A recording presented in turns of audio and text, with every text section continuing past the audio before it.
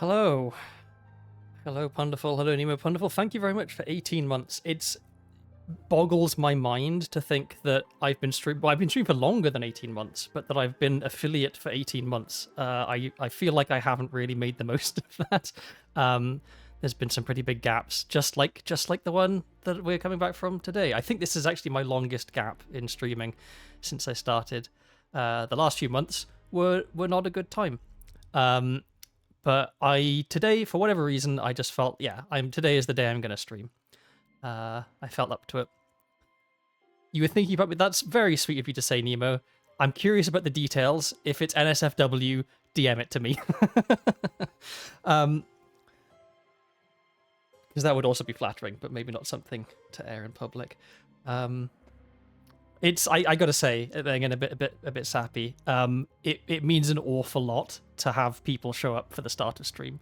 I mean, you're both streamers, so you know, I'm sure the terror of thinking, oh god, what if I stream and no one shows up, right? It's not a good feeling. And so knowing, like, starting stream and like seconds later there being people in chat is hugely comforting and very much appreciated. So thank you very much.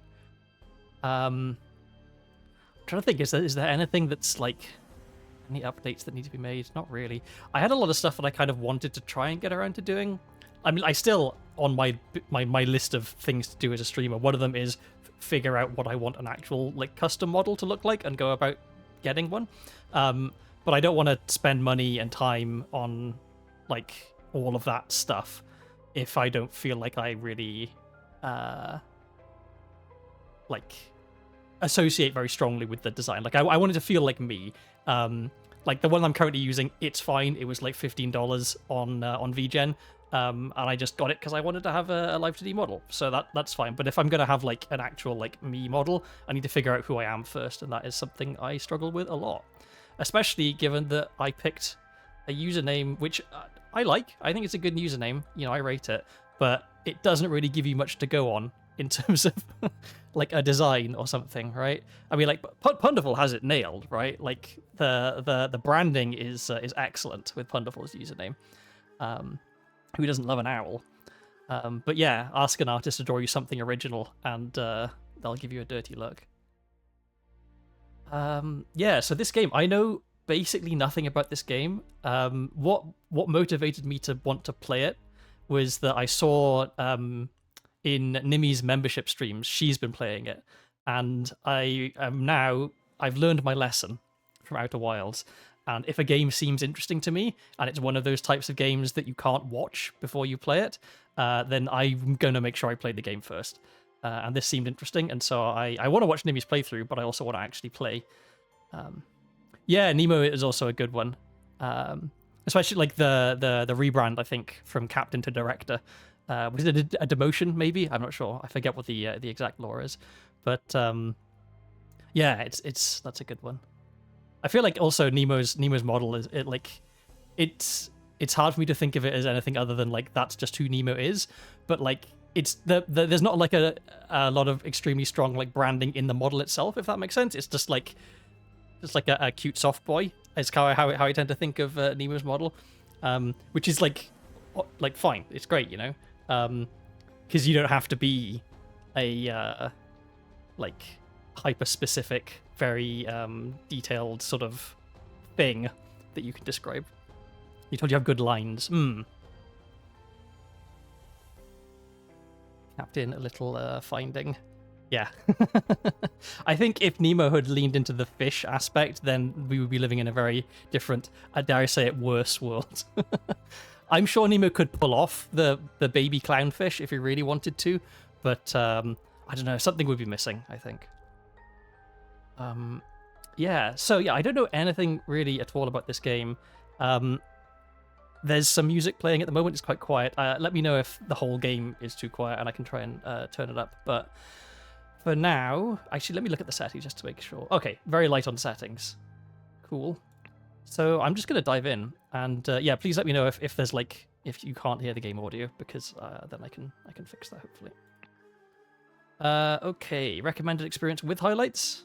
I don't like pixel hunting, so yeah, I will play with highlights.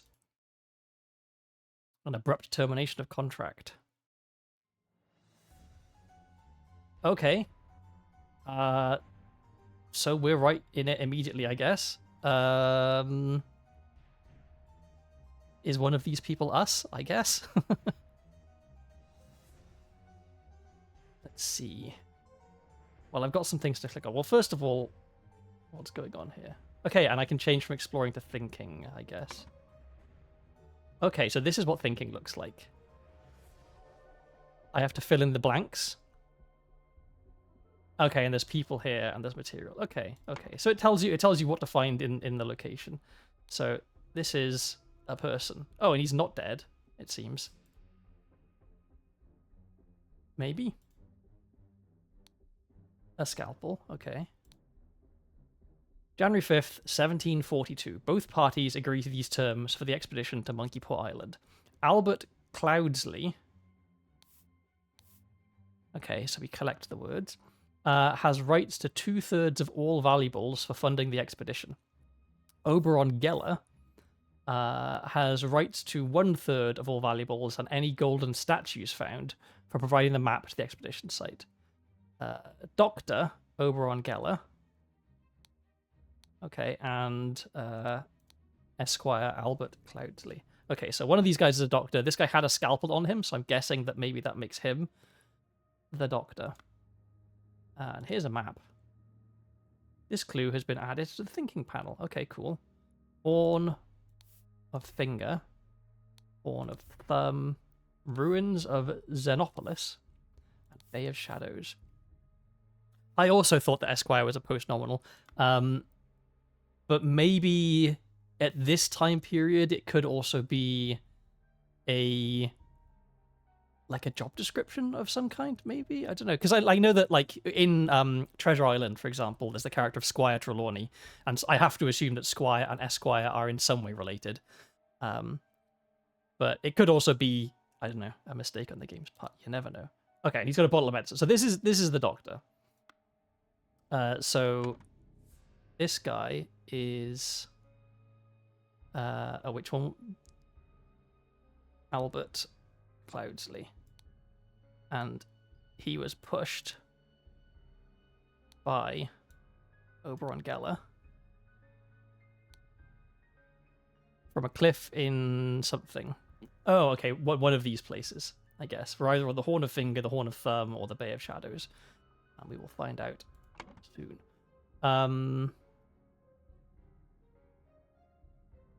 Interesting how you've got like the motion blur effect here. Okay, so this guy.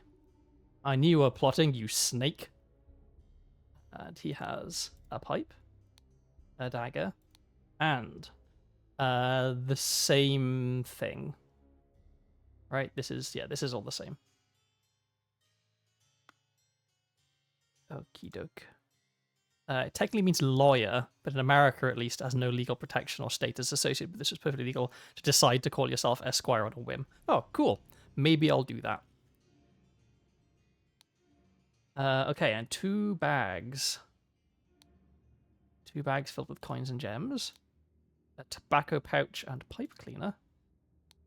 A bag of medical instruments and some medicine.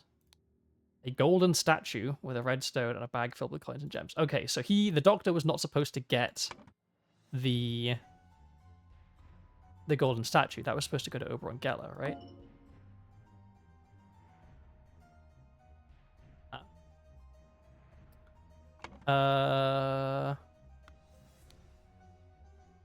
This guy is the doctor, right?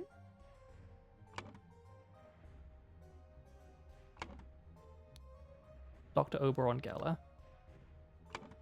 Oh, I just have them backwards. There we go. Okay, when a scroll is completely filled in, words can be dragged directly from the slots. Oh, I see. Okay, so then we've confirmed that this is who they are, and so we can drag from here to here, maybe. Okay. And now we just need to figure out where this camp is. So there's some islands off the coast. So did you have the map? No, the map was... yeah. Looks like the Horn of Thumb to me. right? There's 2 islands, a big one and a small one. Yeah. So this is the Horn of Thumb. Yeah. Oh, okay, and then they disappear from here. I see. That's why it would want you to drag them from... Huh? Oh, I got the names backwards again. There we go. Okay, okay. The scroll has been fulfilled. No hints accessed. While Dr. Oberon Geller was surveying the poor weather with his looking glass, his expedition partner, Albert Cloudsley Esquire, okay, now they're doing it that way around, suddenly pushed him off the cliff. Okay, return to scenario selection. Oh, okay, is this... Oh, okay, so that was just like the tutorial, I guess. And things are going to progress from there. So I guess we'll find out more as we go. Like, it's called the Case of the Golden Idol. One of them, they came to this island to find a golden idol. This guy was supposed to get it. This guy snuck it into his pack, so this guy pushed him off a cliff. I guess we assume that this is... Are they all connected? Let's see. Chapter 1. Complications in the family. The untimely passing of a rural gentleman. This is a word that I have difficulty with, because either I don't pronounce the R's properly at all, and it sounds like rural. It's just like kind of mush mouth, or I go over the top and sound super duper Welsh, and it comes out rural, which is not how I would normally say it. Although there's some small pleasure in getting to sound a lot more Welsh than I really feel that I am. Okay. Well, I gotta say, we're only one case in. I'm already really enjoying this. This feels like the kind of game that I'm gonna really like. Oh, a horse. Okay, a horse is running in the yard. A yacht is slowly floating in the river. This clue has been added to the thinking. Okay. Did it tell me what it was? Or it's just, okay, it's just a jacket with some stains on it. This has also been added. A guy having a meal. Got a map. Wood Shower, Crow Tower, Blackfield. And whatever this is, which looks pretty sinister. And that's interesting. This is not a compass. This is something indicating rotation, maybe? Again, an entire Cornish game hen. I want, like, my knowledge of birds that are like chickens but are smaller than chickens is not great. I would have just gone with quail because that's the standard. Although I will say, I one of my like go-tos now, at least in my own mind, because I've read a lot of Game of Thrones, is a capon, which I might not even be pronouncing it correctly, but it's like a small chicken, I think. And it's one of those things that, like, no one ever eats, like, a chicken in Game of Thrones. Whenever there's a very long descriptive passage about some fancy feast that everyone's eating, which happens a lot in those books. Like, Carpon? Okay. Carpon. Yeah, George R. R. Martin loves his, like Tolkien has his several pages of poetry, of, like, people singing in Elvish and stuff. George R. R. Martin loves his, long descriptive passage of a huge feast. It's a castrated rooster. Okay. A classic sort of food thing of like, well, yeah, you could do that, but why? Like, sounds unnecessarily elaborate. And also probably not very much fun for the rooster. Okay, so we've got a somewhat mysterious map. Ooh, spontaneous combustion. Diligent Milk, thank you very much for following. That's an interesting name. I wonder, is there a story behind that, or is it was just like two fun words you decided to pick? I, Sebastian Cloudsley, will share my humble contribution to the science of anatomy and chemistry. Apparently the lack of testosterone causes a uniquely delectable and succulent flavor. Okay. I sure. August 22nd, 1786. Okay, this is noon, I guess. 12 noon, woke up, a beautiful day. 12:30, washed and dressed in my dining attire. Had a beautiful roast duck for lunch. I do like duck.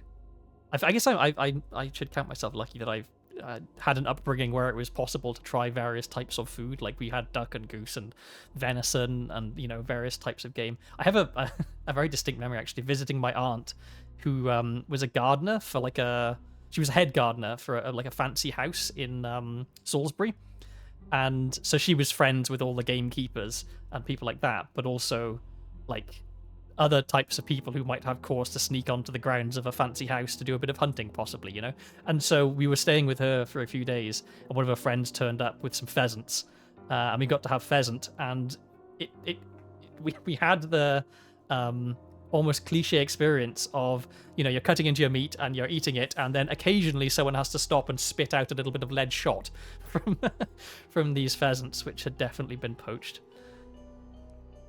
Spontaneous combustion is one of those things that sounds wild to be real, at least happening to live. Well, it is. It isn't a thing that actually happens. It's one of these urban legend type things where almost always what's happened is someone has fallen asleep while smoking, and the reason that people thought that it was spontaneous combustion is because the fire tends to burn very hot, but in a very contained area. So sometimes you'll have the bottom parts of the legs or the arms are completely unburned, but the whole of the torso is completely burned up. And they've done experiments about because it was a thing that people were curious about. They did experiments about it where they used pigs. I think they might have. I don't want to swear to this, but they might have even used cadavers, like human cadavers, to test it. But it's a combination of the fat in the body, being able to burn for quite a long time, but also I think there's an effect of the chair you're sitting in can wick the fat. And so you turn yourself into a candle. So yeah, it's a weird thing, but it's no longer a mystery. It's an understood thing. If there's actually there's a joke, there might be the same joke a couple of times in a Terry Pratchett book. I think probably a Discworld book, but it might be one of his other books, where they talk about how this guy's mysteriously, spontaneously combusted while mysteriously soaking his feet in turpentine and smoking a pipe. It's but people really want it to be a mystery. They want it to be some sort of bizarre supernatural thing rather than something that's kind of mundane, but still interesting when you look into the science behind it. Okay, changed into his hunting attire. Rode to hunt badgers. Had no luck today and returned home. It sounds like a joke, but well, I mean, yes, people wouldn't hunt badgers in the UK, but farmers in the UK fucking hate badgers. The reason being that badgers carry TB and can transmit it to cattle, and so your cattle you can get if there are badgers around on your land, then it's possible for your cows to all get very, very ill, because the badgers are asymptomatic carriers, is my understanding, and so yeah, they don't have a much nice to say about badgers. Which is unfortunate, because I think badgers are kind of cool. We'd see them on the lane back home sometimes. It's like a single track lane. You'd be driving along, and suddenly there's just this fat black and white thing waddling around in the lane.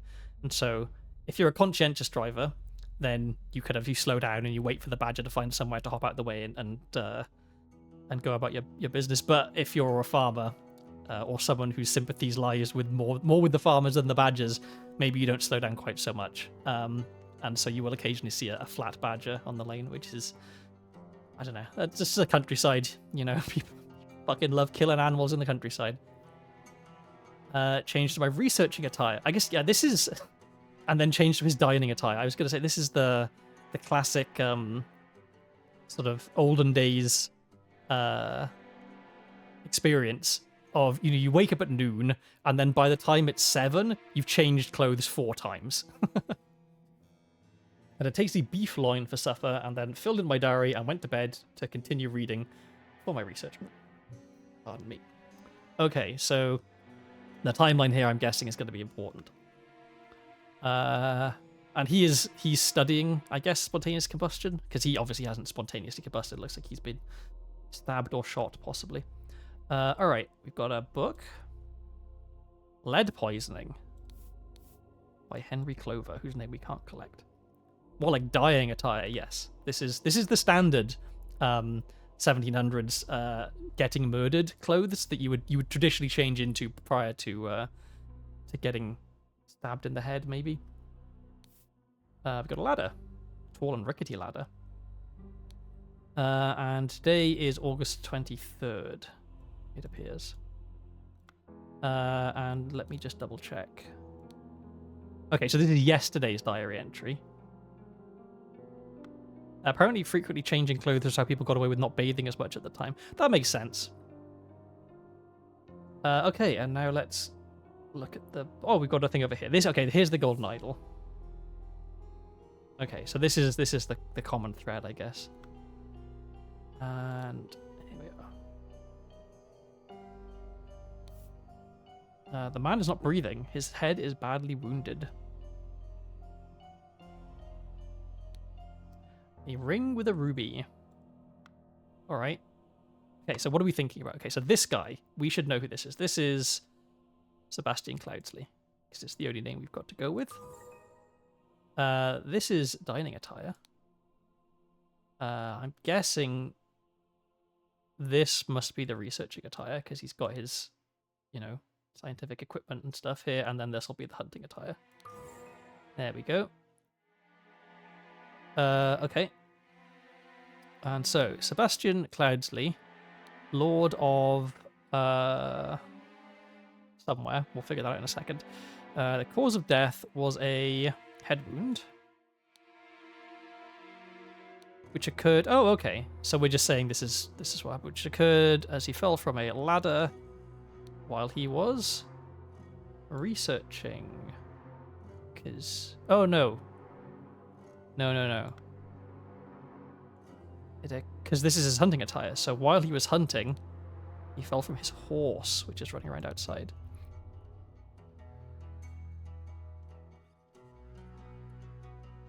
And so we just need to figure out where this place is. We're looking out onto the water, so this must be Blackfield. I wonder what this means. Was there one of these on the other map? Does this indicate the direction that we're looking, maybe? Also, what is these creepy little symbols? Okay, so Blackfield is where we are. Hooray! Lord of Combustion goes hard, but most likely not correct. Yeah, I guess this is a thing I'm missing out here. Like, you can turn this into Mad Libs, right? And just put in silly things. Okay. While the Lord of Blackfield was hunting, his horse threw him off, and he suffered a deadly wound to the head. Okay. Oh, what's this?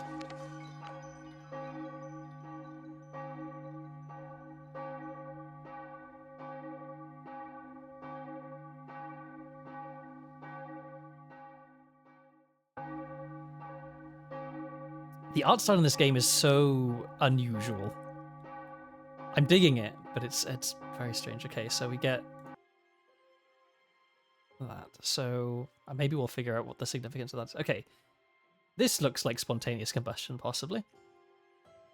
All right. Chapter 1, Complication of the Family, the dramatic departure of an outsider. Yep, dramatic is the word. My God. What do we have? A scorched horse brush. And a scorched knife. Okay. Who's this lad? Spare me, devil. I was simply following orders. Astonishing Monkey Man. Property of Pear Brothers. And he has a knife with an A on it. It's a knife. Did this knife... This has a J on it, okay. And there is a dropped sword here. Okay, what's this up here? Oh, okay. So this is one of those symbols from the map that we saw previously. So maybe I have to go back and check that map to know where this is. What the blazes? August Jockey Derby Club. Is this a This is a J. Is this a J? Or is it Focky? I think it's probably a J, right? Race 3, the win was Raging Sultan. And he wagered £35, which is an enormous sum of money for those days. And that's all we have for him. Okay. There's the idol again. Now, if it's all the same to you, I will take my leave. He seems pretty chill about everything that's going on. £1, 2 shillings and 2 pence. I feel fortunate that I am familiar with this form of currency. I know how many shillings there are in a pound and how many pence there are in a shilling. And of course, it's perfectly logical that there are 20 pence in a shilling and that there are 12 shillings in a pound. You know, totally normal currency system. Okay, there's the same ring with a ruby that we saw previously. There's the same eye. Oh, but okay, this one is blue rather than red. Previously, this was red, I think. And then we've got some stuff here. Can we do anything with these? Okay, it looks like there's a combination here. And then this spontaneous combustion. To perform the combustion trick, you must first cast a freezing spell. The sacred glyphs for combustion on the idol. Okay. So maybe maybe he did it wrong? Maybe someone did something wrong. Because this is upside down J, the Green Lantern symbol, and then like a extra pointy J. Yeah, those are those symbols. Also, is in Britain still pay out in guineas? Yeah, and a guinea is £1 and a shilling, I think. Is that right?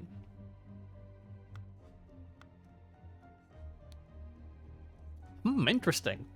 I feel like everyone... Okay, this guy's reaction, what the blazes, is, like, understandable. This guy, he's freaking out. Yeah, fair enough. Everyone else is just, like, doesn't seem to give a shit, which is... yeah, interesting. Okay. Ash Blair, finest tobacco. Okay. Prepare the carriage for tomorrow. We are to visit my nephew, EC. 2 shillings and a penny.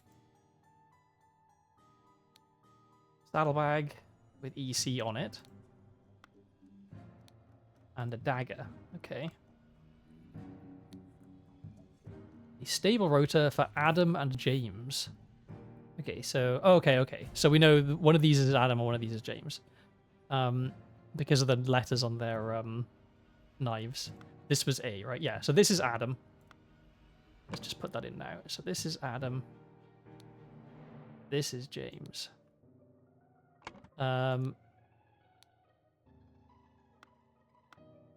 named Pear, apparently. Where do we see Pear? Pear brothers. Are they the Pear brothers then, I guess? Adam and James Pear. Okay, and then we've got this lad. What an unexpected turn of events. Okay, this is EC. Because he has the embroidered handkerchief. So this guy is like his servant, I guess. Edmund. Dear Edmund, it has reached my attention that you are seeking a capable new servant. I have just the man for you. David Goran is an experienced coachman with a diverse set of talents. That usually means he's a criminal. That I'm sure you'll find very useful. If you're displeased with his services, do not hesitate to let me know. Yours, Theo. So this is David Goran. Spell that in. This guy, David Goran. You found the rogue, yeah. Stiletto blade. £3 and 3 shillings. I wonder what, like, is the money going to be relevant? Oh, he's a Cloudsley. Okay, so Edmund Cloudsley's speech stirs Parliament.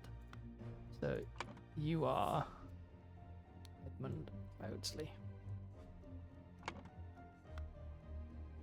Interesting. Okay. Oh, we can go inside. I was going to say, we don't seem to have enough information to identify all these people, but that's because there's more. Okay. Fat Lord and the Pear Twins. Okay.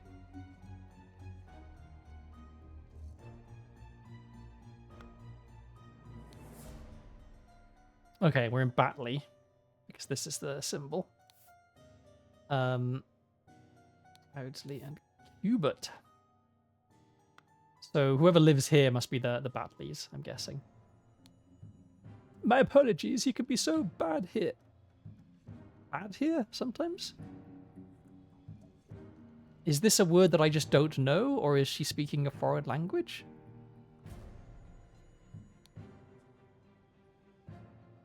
Shamal Bat. Okay, this is a language that I don't speak. Simasana Batisi. It might be a made-up language. It might be like Sanskrit or something like that. Or yeah, some Indian. Oh, well, there we go. Look, we've got a fan, 6 rings with various stones, £4, an ornamented Qatar blade. I wonder why she has that.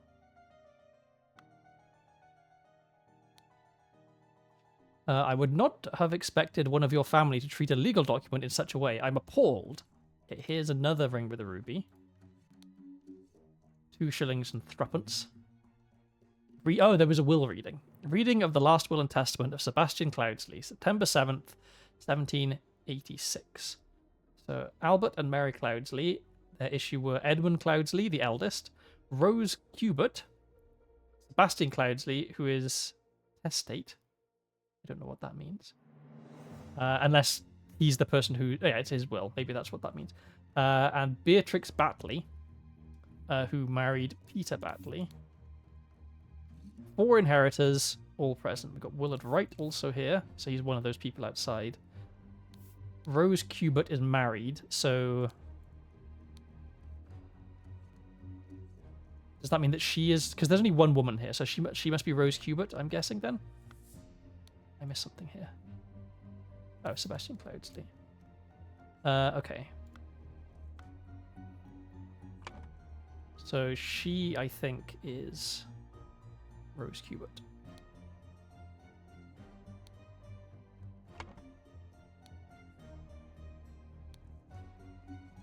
And... Okay, got this. Aphorisms. Why can we pick this word? By Sebastian Cloudsley. We've got both of those. How to be happy. Eat a hearty meal every day and do not waste your time on trivialities. How to avoid being upset. Strive for that which holds meaning and do not shrink from responsibility. How to be inspired. Take a walk in your forest and breathe the fresh air. If you don't have a forest, well then you just don't get to be inspired, I guess. How to avoid being scared. Feeling scared is a weakness. Be strong instead. Just don't be scared, lol.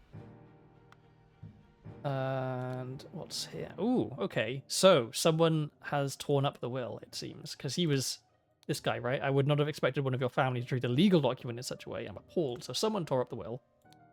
They didn't like what they saw. Dear Peter Batley, we have sent to you frequent reminders concerning the settlement of your debt, and yet, to date, the debt remains unpaid.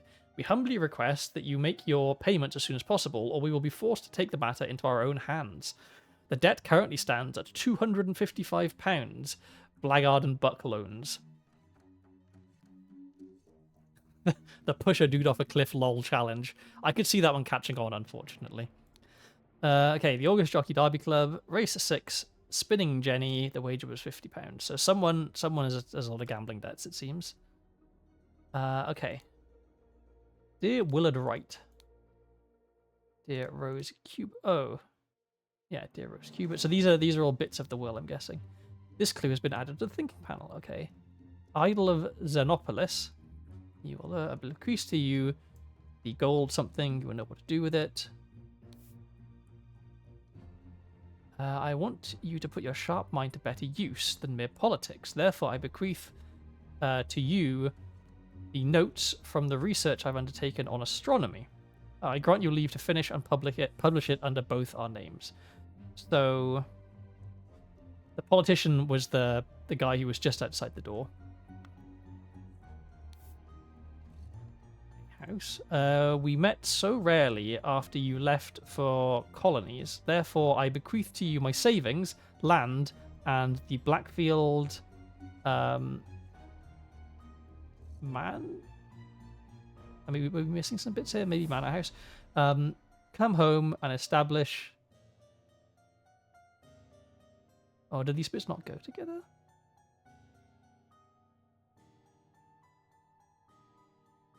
Museum of My Life and Accomplishments. Maybe.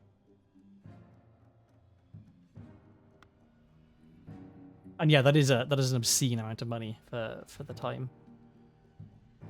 My late sister, your mother, financial troubles to me long ago, disclosed, blur, help you. I resolved to help you.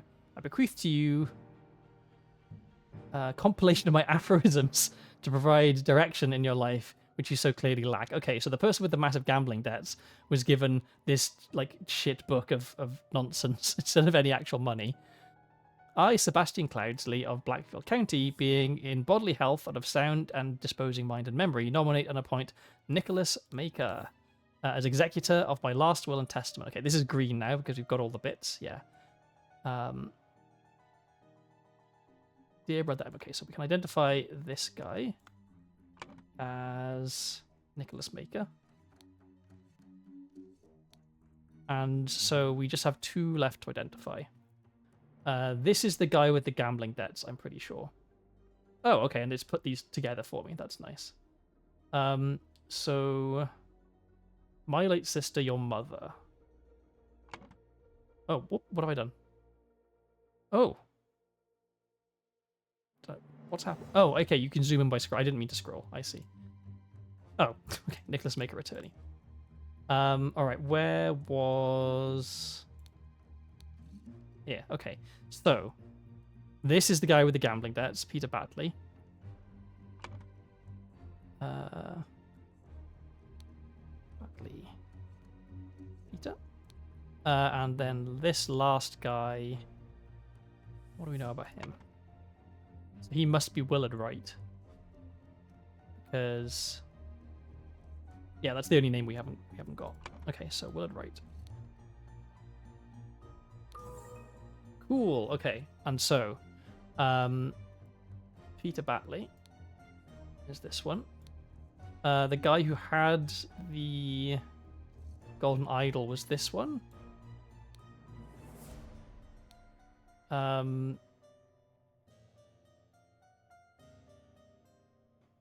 Sharp mind to better use than politics would be this. And therefore Rose... Oh, yeah, she had all of the foreign stuff and was speaking Hindi, maybe. There we go, okay. Alright, so we should be able to sort all this out.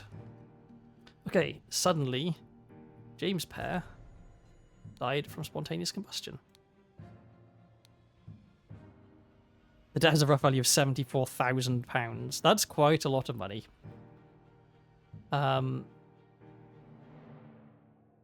Okay.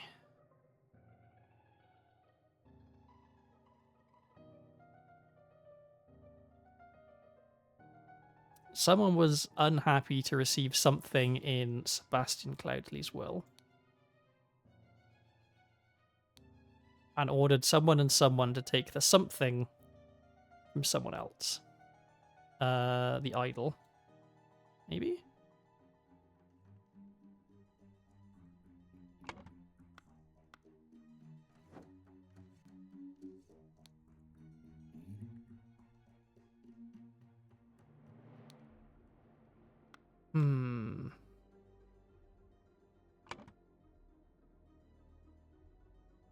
So the person who would have been unhappy...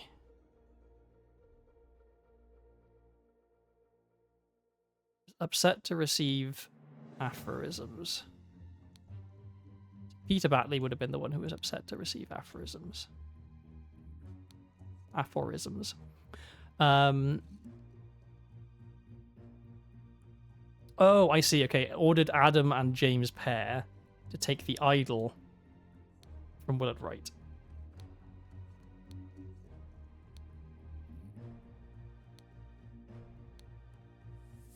There we go. Nice. Peter Batley, encumbered by his gambling debts, had placed high hopes on his uncle's treatment. Upon discovering he had inherited nothing but a book of aphorisms, he tore up the will and ordered his servants, oh, they're his servants, to take the golden statue from the stranger Willard. Suddenly, one of the servants burst into flames. Cool. Alright, and now we get to see... This is just the same thing we saw before. I guess so. Yeah, okay. Alright, next chapter. This isn't what I was expecting. I was expecting almost like a Monkey Island point and click kind of thing, you know? But I'm really digging these little sort of individual vignettes of stuff. I'm sure they'll get bigger and more complicated as we go along. Chapter 2, The Cursed Inheritance, The Murder at the Little Mermaid. Oh my god, there's so much to click on. Okay. A window with... What did that bugger give me a note when he knows damn well I can't read? We've got a shear, an old rusty a rusty half of shears. We've got a piece of stale bread, and you can lie low for a couple of days in the old oarsman's place down at the docks. Okay. Can I open the window? No. A trapdoor in the ceiling, which we can't do anything with, and another trapdoor. Oh, okay, and there's been... I'd only just noticed there's been a murder. An empty bed, not warm. Flower. The door does not open. Okay, so we've got a locked room mystery, maybe. Yeah, the door does not open. So someone came up here, went across there, down there, murdered someone, and then went out again. Oh, and there's... Oh my god, there's a downstairs as well. Okay, well, let's finish up here first. Revenge. And then possibly another letter, or possibly just dripping. Okay. Different flowers. Dandelion? What was this one? Cornflower, maybe? Forget-me-not? Trapdoor on the ceiling. The man is not breathing. A ring with a ruby. Why does everyone have ruby rings? A walking cane. Okay. Is this someone we saw in the last thing? Like the previous owner of the golden idol has now been murdered, possibly. We have my dear Maurice. The watch is ticking. So this is the correct time, I'm guessing then. 2:25 in the morning. And this would have been the case with the golden idol. Ah, okay, when you open it, it plays a sound, which woke him up. So it wasn't a murder, maybe. It was a robbery gone wrong. A washing bowl filled with slightly bloody water. Okay, so they washed up after they did the murder? Dear proud beast master, I have attended our departed brother's send-off and accepted the keepsake that he bestowed upon our brotherhood in his will. Okay, so we've got a brotherhood who all wear ruby rings, maybe? I shall send this letter tomorrow, September 10th. I hope it will reach you without delay. Already it is midnight. I will retire to my bed, for this has been a long day. May Griffin awaken. Proud beast initiate. Interesting. We've got a window. Oh! We've got someone raising an alarm. Alarm, alarm, a break-in! Watchman's lantern. Watchman number 2, Henry Parker. And he's got a spear. Okay. But, as we all know, when the glass is on the outside, that means it was broken from the inside. Shards of glass like that. But so yeah, this window wasn't broken to get in. The window was broken incidentally. And yeah, if they were licensed thieves, like they could have just left a receipt, everyone would have known it was above board, no problem at all. This feels like Agni Yoga or Thelema. I don't know what... I know what one of those words means. I know what yoga means, but I don't know what the rest of it is. Please do enlighten me. I instantly recognized this device because this is a thing that would have been used at football matches in the UK in the olden days. Like a rattle, as just a way to make noise. Yeah, a rattle. Obviously, you don't tend to see them these days, but it's like a stereotypical fixture of football matches in the olden days was those kinds of rattles. All right, we've got more stuff to click on down here. at the Little Mermaid Inn. Amazing Evanses, this second S shouldn't be here, I don't think. Musical performance on September 9th. Event shall commence circa 11 p.m. So this would be the Evans, himself, because today is the 9th, because we know that the letter said, like, tomorrow the 10th. Oh, mother, forgive me. I will never gamble with something so dear to me again. Okay, so he gambled with his violin, or whatever this instrument is. It is a violin. A key. And a Navaja folding blade. I'm assuming that's a ha sound. I guess it could be a Navaya.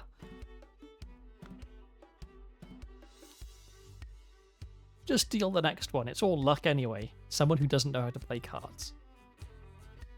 3 shillings and tuppence. The hand of cards. Remember you as an agent of our trading company. Remember you as an agent of our trading company have to reflect its values to the fullest. 1. Never be late. Client leaves the port on the 10th. 2. Be persuasive. Do not take no for an answer. We must get the client's product. Thelema is a magical religion started by Aleister Crowley. Oh, I see. Okay. The Great Beast. Yes, that's right. That's what he called himself. I wonder, how cringe was Aleister Crowley in real life? Because a lot of the stuff that I've read about him makes him sound incredibly cringe. Right? Like, took himself way too seriously. But it's possible. Like, you know, if you have enough charisma that you can't ever be cringe. And so maybe he was charismatic enough to pull it all off. But from what I've read about him, he sounds like just a fucking nerd. And a Mexican fighting knife with a distinctive ratcheting lock. Okay, cool. It's great having Nemo in chat. Just a wealth of knowledge about things I know nothing. Okay, 3, be effective. Once you have the product, deliver it to me immediately with the servant boy. Most importantly, no matter what you do, be mindful of our reputation. Our names must remain spotless. Okay. He's got a key. And a dagger. Be calm, John. He was a perfect gentleman. He bought me a drink and then retired upstairs. So this must be John, I'm guessing, to whom she's speaking. Another hand of cards. 2 shillings. Everyone has money, but so far the money hasn't been relevant. A key. A stiletto blade. Also, everyone's packing for some reason. Maybe that was common. To Annie. You are beautiful like a rose. For you, I will take any blows. Annie, you are like a glass of wine. Your hair is very fine. I will find gold in a mine, if that makes you forever mine. Your piglet full of love. Okay, now, it's easy for someone who has not actually tried to write poetry to say that this poetry is bad. However, this poetry is bad. I think I'm willing to stake myself there on that one. Crowley tried to take over some secret society by shouting spells at the guys out front, but one of them kicked the shit out of him. Amazing. He does seem like a cringe nerd, but at the same time he's also having constant drug-fueled bisexual sex. But, I mean, that's obviously a point in his favour, but I feel like he could probably have been doing that without being a massively cringe nerd. Like, I mean, Oscar Wilde, not at all cringe, also had quite a lot of... I'm assuming that there was some drugs involved bisexual sex. And he was the opposite of cringe. He was a fucking badass. So Crowley should have done better. Okay, so we think that this is John. Tell me, what does that man have that I lack? So this must be John. He has also a hand of cards. He's got a small sword and a key and 7 pence. So, oh, so he's not doing great at cards then, maybe. He's got 2 and 4, and he's got 3 and 2. Okay, let's fill in some of these people. So we've got this guy's John, this guy's Annie. No surname as of yet.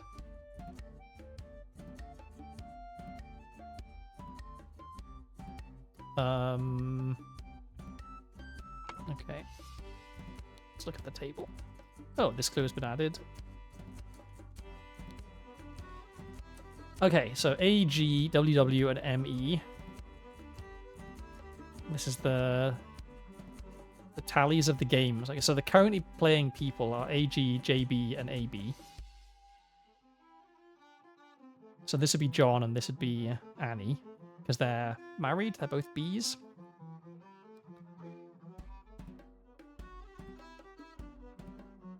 Bisexuals, the hybrid cars of humans.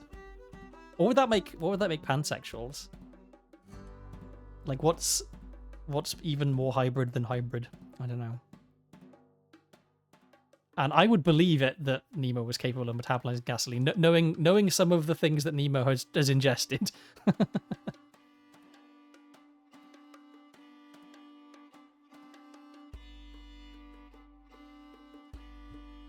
Also, don't think that I didn't notice that bybrid cars. Wonderful. That's that's a pretty good one. Okay, so previously, these people were playing. So WW, we don't know. Maybe this is WW. ME, I'm guessing is. So ME. So okay. So previously, this Evans, this is the violinist, and he was down a lot of money, and so he gambled his violin. Right, he risked his violin. That's what that's about. This guy won quite a bit. So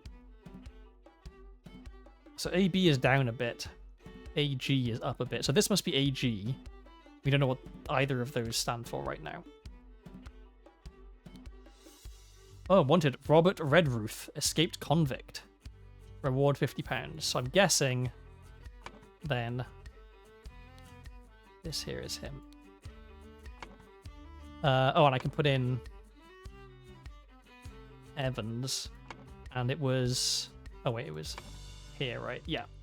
So something Evans. M. Yes, it could be Maurice. We've got an M there. And we know that this is John and Annie.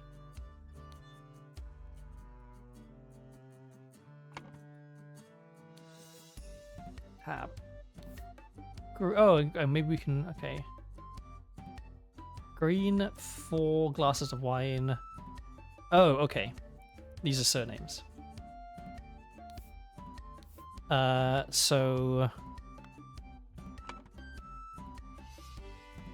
this is G Green. And then we've got either Blair or Rieg. They do. Okay, so there's at least one, unless they're not married.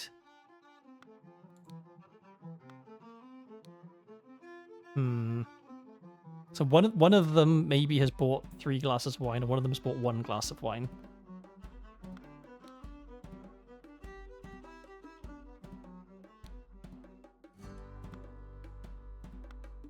Okay.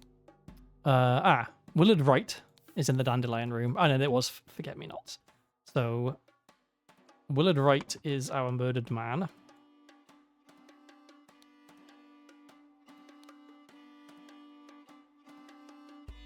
Oh, to live in the era of economically relevant farthings, winning violins off strangers in bunkhouses that smell like piss and dying at the age of 27, having never eaten a leafy vegetable. Yes, or brushed your teeth ever in your life. Actually, it's interesting. So I'm listening to a comedy podcast about the classics recently because I wanted to improve myself because I realized that there was an awful lot about the classics that I didn't know, and apparently it's a common misconception that people in the really olden days in the ancient world, everyone died at like 30 because the average life expectancy was very low. But the reason for that is because so many children died like either as babies or very young, and then once you got to be like in your 20s, if you're a man, you were probably going off to war and getting killed, and if you're a woman, you would start having children and dying in childbirth. Once you made it past like 30, 40, and you stopped being a soldier and or giving birth, and yeah, you would probably live to be like 60, 70, 80 years old. So yeah, the idea that no one was living to be old in ancient times is kind of wrong.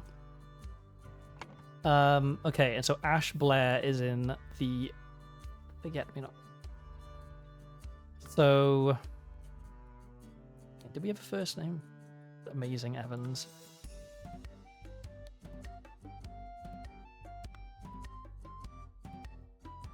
I mean, I'm assuming that this is a surname. Probably is, right? Because, in fact, no, we know that it is because, yeah, it's E. So something Evans. That being said, Ramses the Great, living to be 85, was still considered damn near supernatural at the time. Yeah. All right. Where did that blasted boy go? I really need a piss. Okay. Dear Oscar Boyton, it has come to our attention that the good owner of the Little Mermaid offers services to those who want to transfer products that are less agreeable to the authorities. I will come by in 3 days, so this is yesterday, this came in.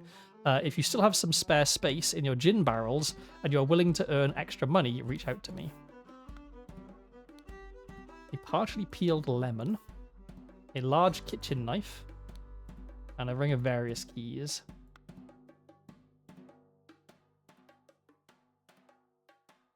Oh, and there's also this. The door to the street is shut with a latch. Okay. Alright, I found everything. So in theory, this is now solvable.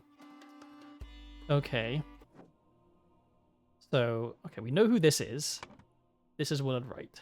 So this must be WW. So he was previously downstairs and he won some money. And then we've got a lot of names here.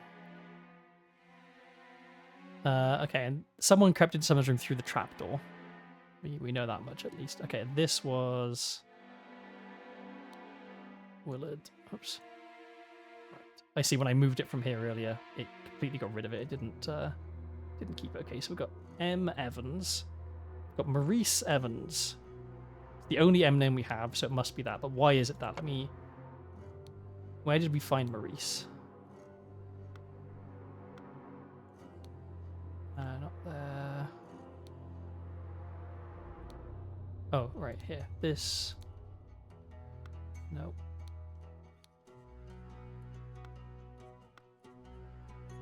Oh, okay, so who was in the Forget-Me-Not room again? Because they presumably are the one who done the murder.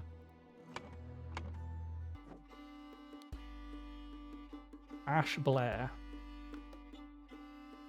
Okay.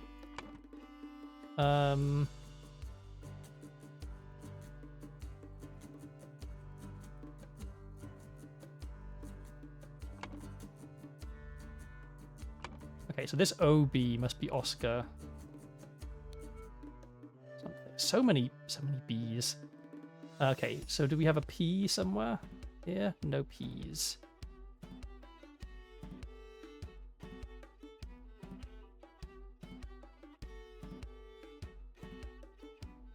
Nowadays, you could live until your 90s. That also sounds like a bummer. I think so. I heard. I'm trying to remember what the exact phrasing was. That what was it like? So they were talking, rather than talking about your lifespan, they were talking about your health span. I think, right? Because what use is living to be 100 if the last 20 years of your life are spent in ill health, right? Feels like this world exists in an alternate culture in which you're obligated to be armed at all times. Yeah, there does seem to be a lot of knives going around.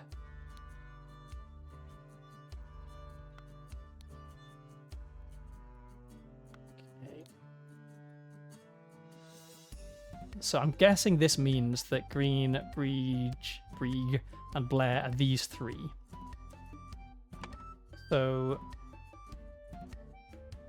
this must be Ash, then. Ash Green. Who has had 4 glasses of wine, maybe? Or is this...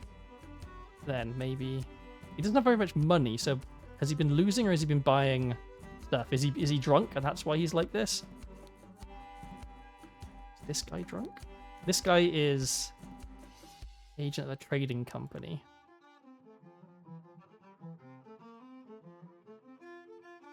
I mean, him saying it's all luck anyway does kind of imply that he's not good at gambling. And so if someone was going to be down, it would be him, maybe? So maybe he's AB, then. Rather than AG, and then she's AG, then.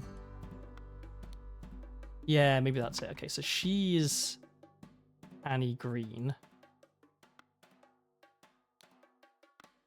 She's up. And this is Ash something.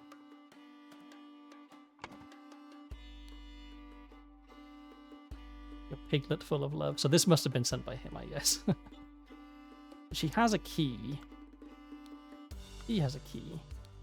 He has a key. He has a key. So they all have keys. He doesn't seem to have a key. How on earth am I supposed to figure out... Oh, Henry Potter. Okay, well that's... Okay, that then... Whoops. That makes some of the rest of it easier, because we can eliminate that. Okay, so we know that's Henry Parker. We know that that's Robert Redruth.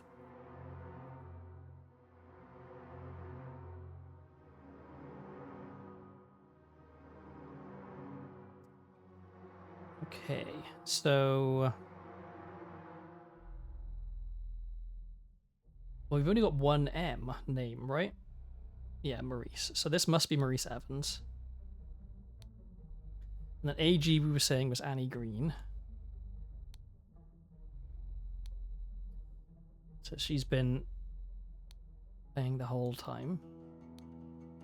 Which would make sense that her tab was bigger, right? Because, yeah, she's been down here playing cards for the longest, and she's had 4 glasses of wine. And then, so whoever Brieg is the next longest. So JB has been here for a while, whereas Ash B. So Brieg, John Brieg.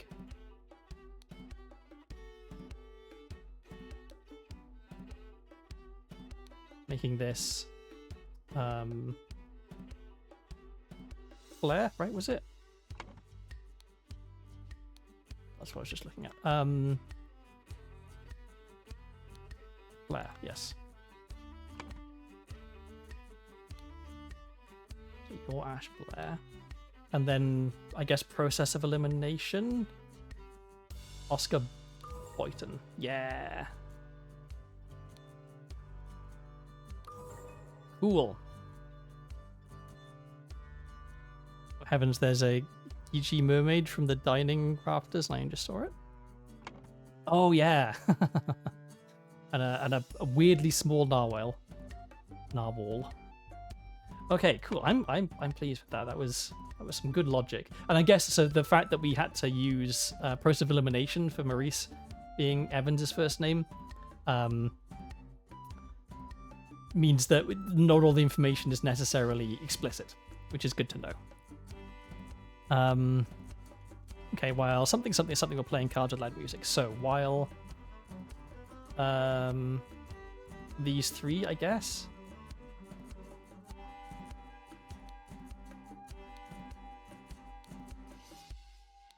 Annie Green and Ash Blair were playing cards with loud music.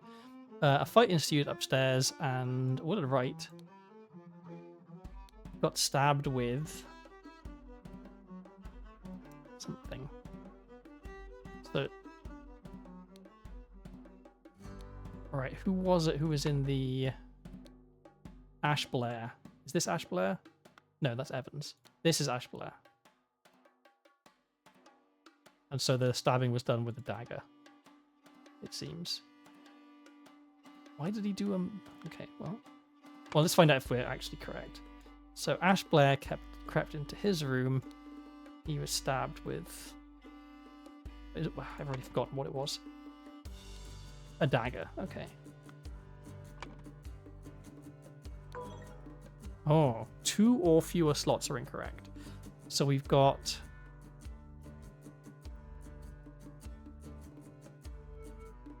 Unless... Okay, so that's definitely whenever I got stabbed.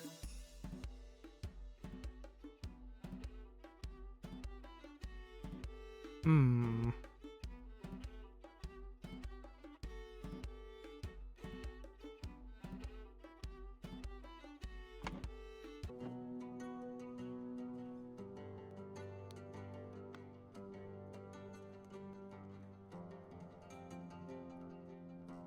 What's RR about?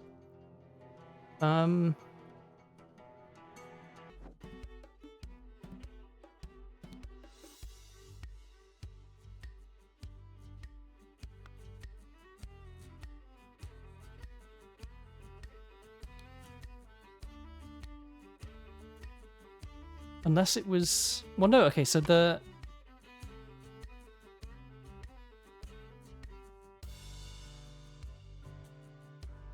What would he have been stabbed with if it wasn't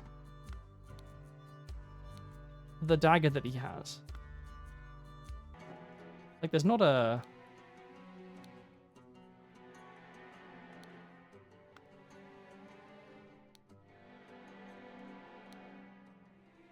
So maybe the murder weapon has been washed?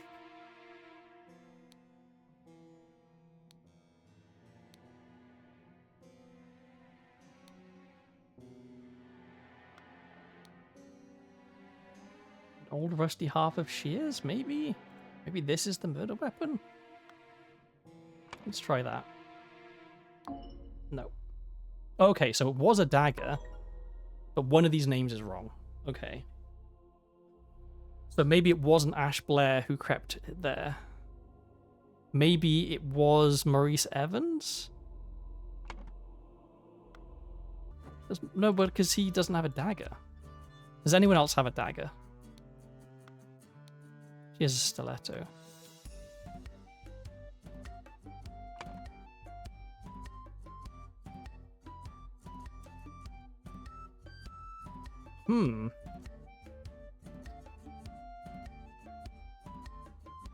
Oh, hang on.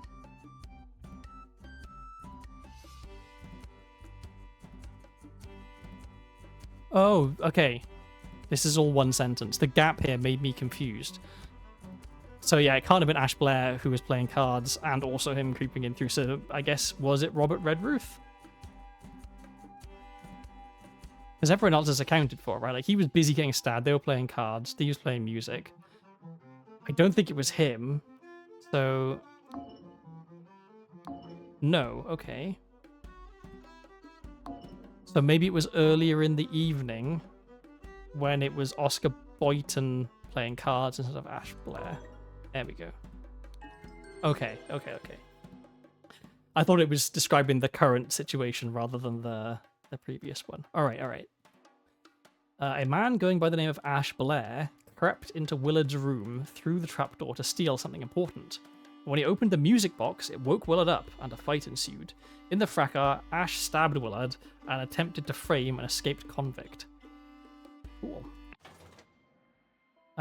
We've got The Little Mermaid. Good morning, innkeeper. I hear a man was murdered here a week ago. Oh, your deranged convict did him in. Now bugger off. Tell me more about the evening when Willard Wright died. I'll make it worth your while. I like this hat. Okay. And now we've got a bunch of posh arseholes. Oh, I'm assuming they're arseholes just because they're posh, but we'll find out, I guess. The Cursed Inheritance, The Intoxicating Dinner Party. Okay, we've gotten upstairs. Like, it's Nemo. It's a sad Victorian child. These sure are fine coats. An expensive cigar. And Little Pip. Run to the city and grab me some Ash Blair tobacco and a bottle of gin. I'll pay you when I'm back, David. Okay. Well, you are Little Pip. I'm gonna try and remember to fill things in when I get the information because it'll make it easier, I think. Oh, a lot of coats. An overcoat and a hat. An overcoat and a hat. A box of cigars, one of which has been nicked. Oh. Dear Miss Richards, I enjoyed your company tremendously when I visited your father last month.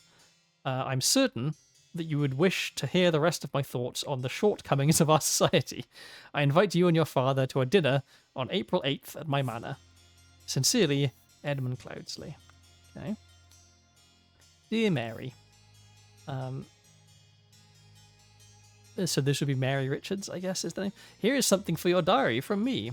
For you, I would fight a tiger and win. Peter Batley. Interesting. It's hard to tell if this is intended to be like a bad picture or a good picture because of the art style.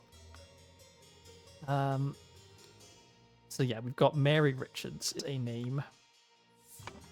We haven't got a picture to go with it yet. Okay. So various different types of hats. Ooh. Ooh.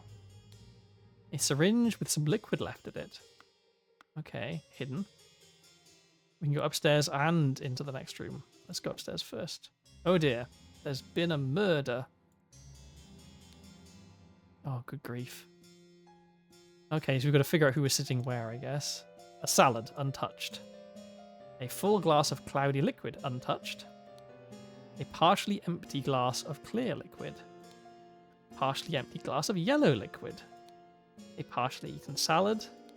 A partially eaten piece of roast. So we're going to have to do like a process of elimination to find out where the poison was, I'm guessing. Partially empty glass of red liquid. Partially empty glass of amber liquid. A partially smoked cigar. Okay, so maybe the cigar that was missing downstairs wasn't pinched by the kid. A partially eaten salad. A partially empty glass of red liquid. Partially eaten salad and partially eaten piece of roast. A partially empty glass of red liquid. A partially empty glass of cloudy liquid.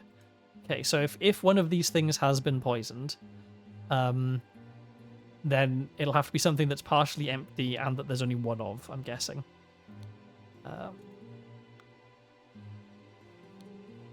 This is horrible. An embroidered handkerchief. Do we get to see there's any initials on it? Doesn't look like it. I recognize this guy's face. It's poison. No one touch a thing. Nobody move. I'll send for a doctor right away. So this is, Edmund Cloudsley, who we've met before. We have a weird blue key and a weird orange key. Okay, so you, Edmund Cloudsley. I'm already tempted to put in her as Mary Richards because we've met her before. Yeah, so we know that she's not. So this is Mary Richards.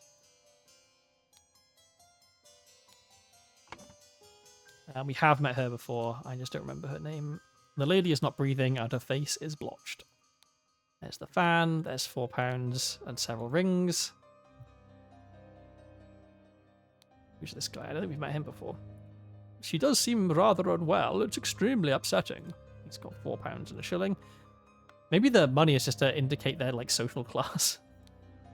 You killed my aunt, you devil! I shall execute you on the spot. He's got £2, a pack of cards, and a fork. This is gambling debt man, right? Oh my lord, this has nothing to do with me. I'm guessing this is the butler. Note to self, if you get frustrated when working, remember the tale about the rich lord who married his donkey and you will feel better. He has only a shilling in his pocket. He also has an orange key and a blue key. And a small, simple key.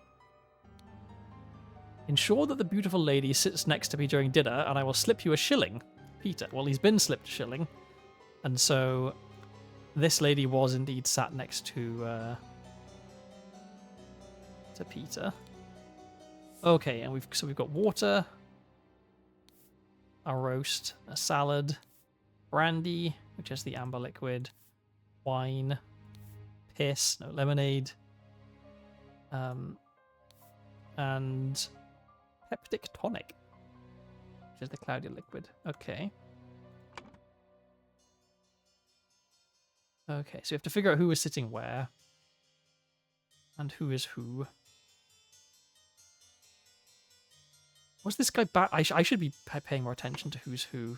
Because we've met some of these people before. Okay, we have a safe. There's the idol. And a bag of what I can assume to be gold. Oh.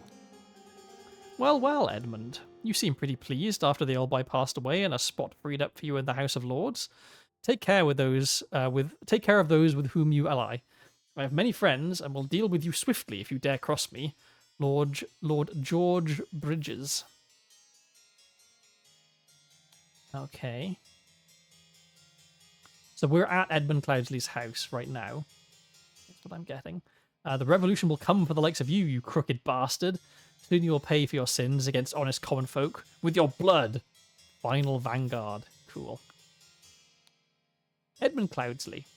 Once more you have failed to answer our requisition. This is the last warning you will receive.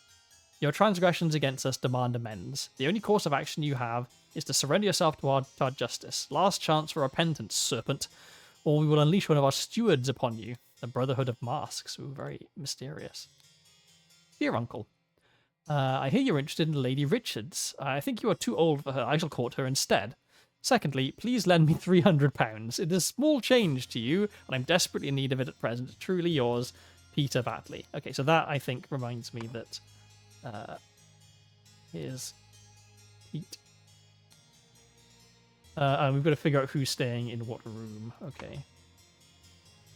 So this is Edmund Cloudsley's room. This then is the servants' rooms, I guess.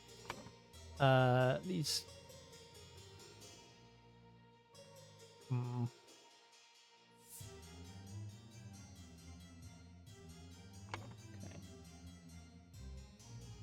And there's a lot more to see here.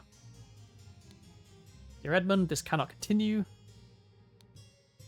Okay, I don't actually need to click on ones I've already got. This cannot continue. Since my return and move to Sebastian's manor, he has asked for financial support 7 times. He clearly is unable to take any monetary responsibility. Please, I need your help. My dear brother, sincerely, Rose Cubert. And that is the murdered lady who we met before.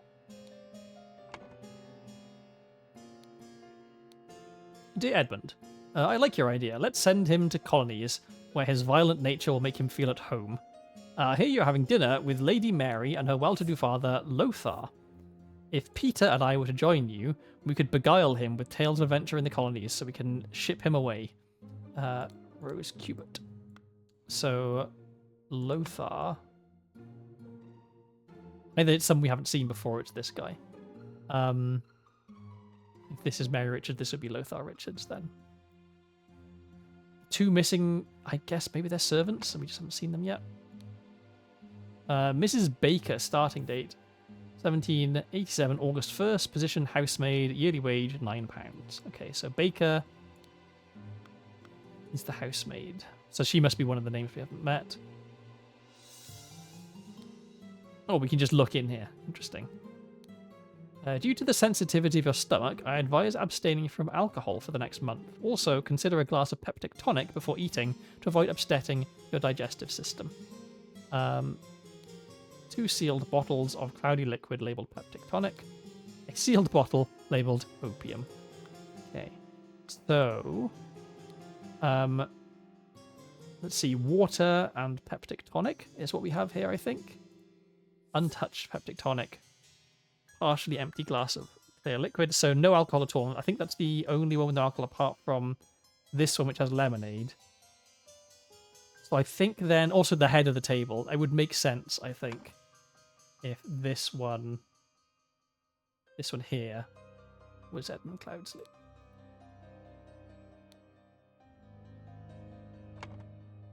Okay, back through here. Leightonello. Ideal Republic. Visions of a utopia with order and structure. Dr. Abram Anderson. Secret codes.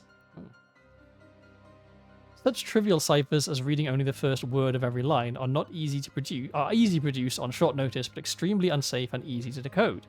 Consider this simple example.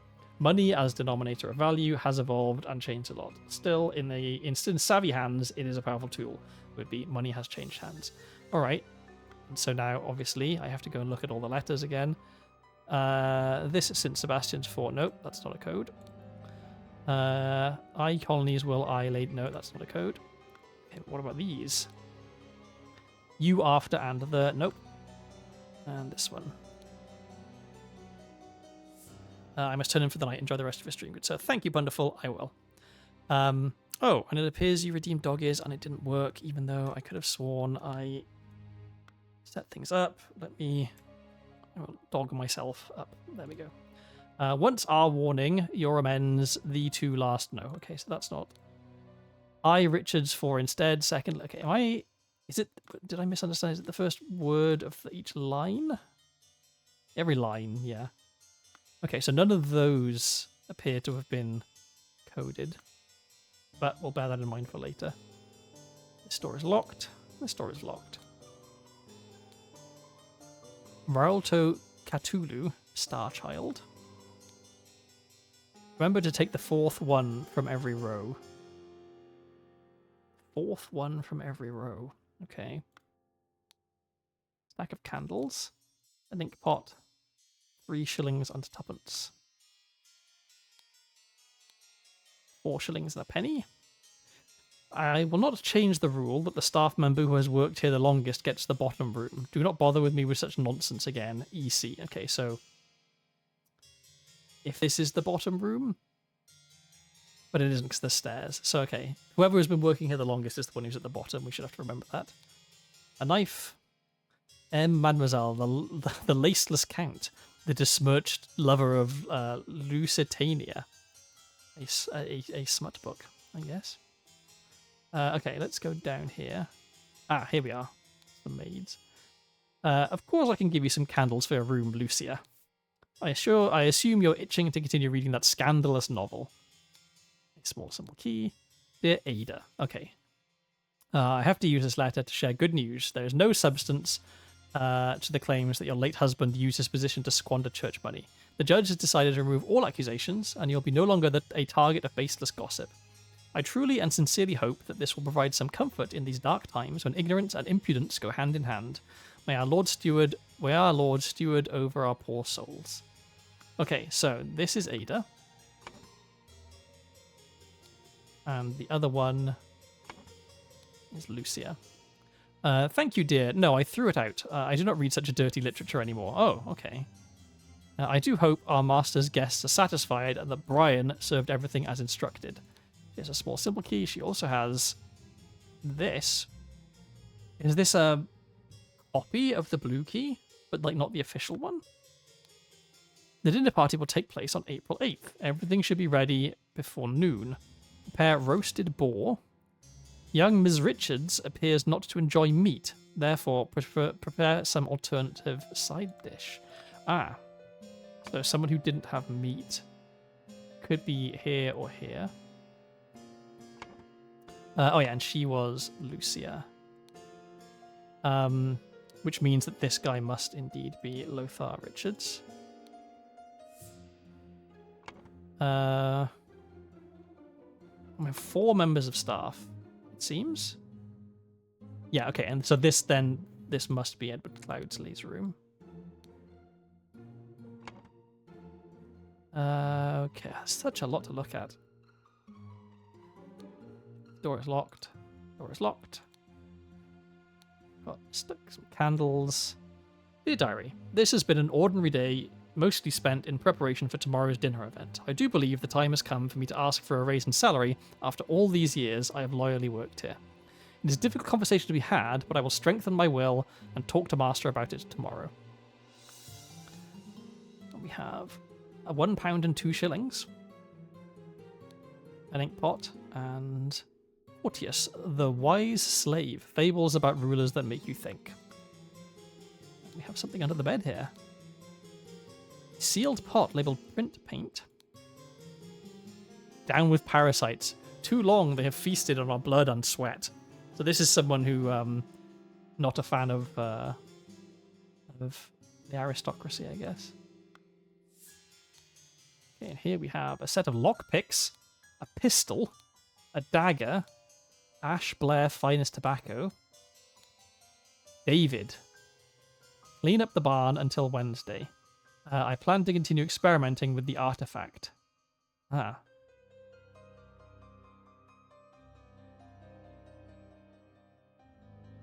So, David must then be this guy, I guess? Well, no, because we had Brian.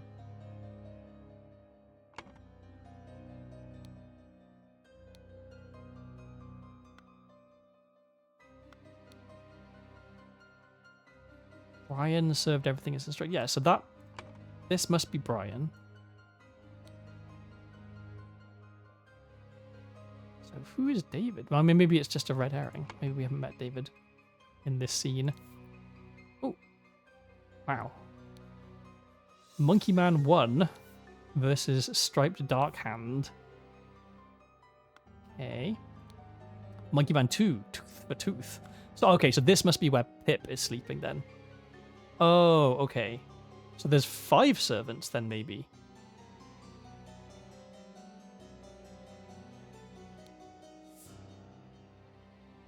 blank key, maybe? A small bottle filled with amber liquid. Another key that's been cut a little bit. A couple of pennies, a fancy handkerchief, and a shiny pocket watch. So this person is a thief. Okay, so I think I was misunderstanding here. So this is little Pip's room, I think, because he was reading like comics, basically, right? Like these things, and we know that he's a thief. He's got a small bottle filled with amber liquid, which may be the poison. Okay, more stuff to see here. To Mrs. Smith, 3 years of service. Okay. Mrs. Smith, 2 eggs and a pot of tea each breakfast. No heavy food for dinner. You were responsible for little Pip doing all his errands. Mr. Walker, I'm to be woken up and dressed at 7 a.m. I expect to receive my daily newspaper by noon. Mrs. Baxter, I expect all my rooms to be cleaned every day, twice on the days I have visitors. NB, David Goran's job requires that he may arrive or leave during the night. No complaining about this. Okay, so David Goran is that the shifty guy who we know that is employed by Edmund Cloudsley. So probably then this is his room. Oh, didn't he already have the Ashblair tobacco as well? So this is his room. Okay, and so the cleaning up lady was Baker, and the cook is Smith. You're Baker. You're Smith. And you claim not to have the smut book anymore, but we think you probably do actually have it. We should make this your room.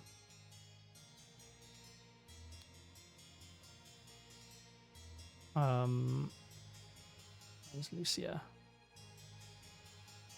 Yeah. And we also know that the longest serving member of staff, Mrs. Smith, for 3 years of service. So we've got full unsealed bottles with red liquid labeled wine, full unsealed bottle with amber liquid labeled brandy. So these haven't been tampered with. Oh, okay, so the different keys go to these different locks. Okay. 3 loaves of bread, lemons, potatoes, sack of flour, I should say. A pair of opaque bottles labeled water. Cut vegetables, big piece of meat. The door to the outside, not locked. Okay. And we have one thing left to click on somewhere. What are we missing? Desperately looking for any yellow. Oh, here. Once your target has ingested the love potion, establish eye contact and hold it for as long as possible. In most cases, the effects will be felt within 2 days, depending on your own appearances. A pair of twig dolls and a bottle of pink liquid, partially empty.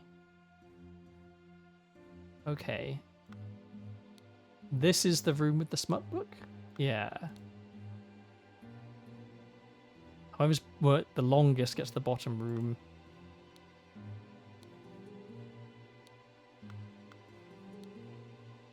Okay, so candles here, no candles here. No candles here, but we know whose that is. And candles here. I can give you some candles for you. So Lucia, this is Lucia's room. Yes. Okay. And now we just need to figure out Brian's surname. I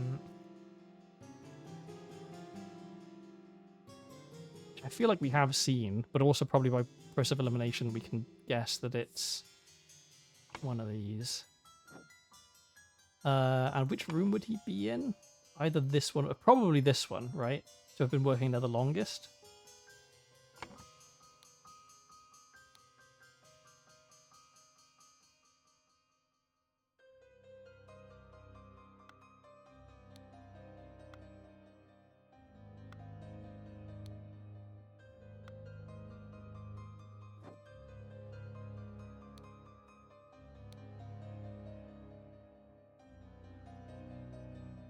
Okay, yeah, it was David who wanted the ash. So yes, that was definitely David. David, what's his name's? David Gorin. And so that's Smith. That was Lucius Smith. So then something Baker, right? It was Ada Baker, which would make this Brian's surname. Okay, so where am I? Oh, okay, you can sort them alphabetically. That's handy. I'll do that because then I can find stuff easier.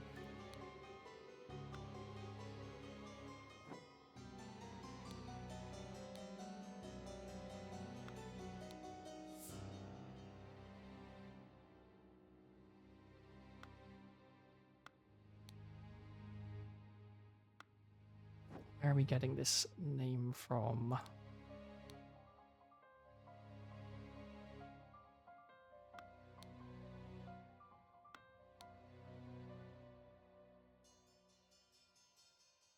Oh, and Mrs. Baker started very recently. So, yes. That would make sense that she'd be up the top.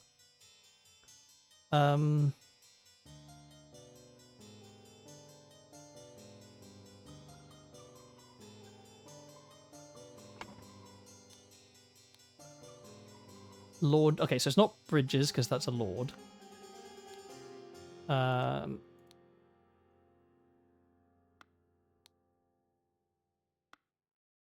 So is it Walker? Brian Walker? Yeah. There we go. Okay, cool. All right.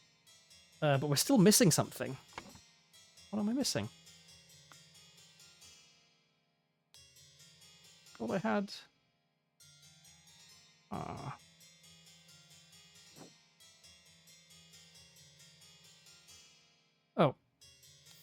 There it is. Blank keys. Okay, so this key has been cut to look similar to this blue one, and that's the key to the safe, right? Yeah. So some people have been able to get in here. And that's tied up there, outside this window, which is Ada Baker's window. So maybe Ada Baker...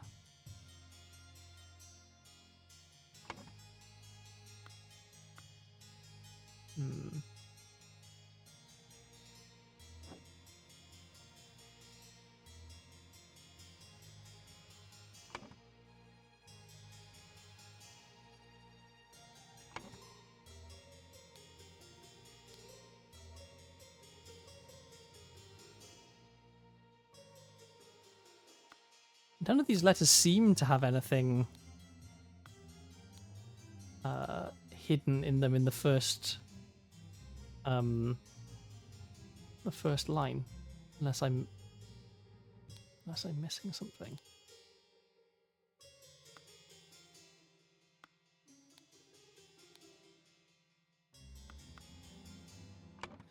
Okay, someone wanted someone dead, and the someone poisoned the something and hid the necessary key in a something.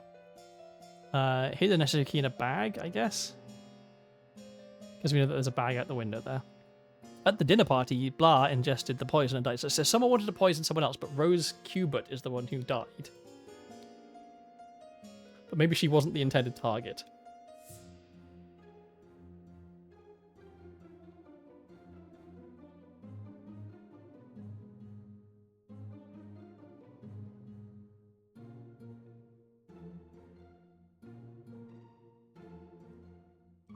Okay, so now we've got to figure out what was poisoned. So there's a small bottle filled with amber liquid. So if this is the poison... Oh, in that case also, this would be the key. Okay, so this is 2 at the end and 2 in the middle. Is that the blue key? No. That's the orange key. Okay, the orange key is the key to... what? This. Here. Where the brandy is kept. Okay. So... if it's this, this would be disguised as the brandy because it's the same color, right? So this is an option for what the poison is. The poison could also be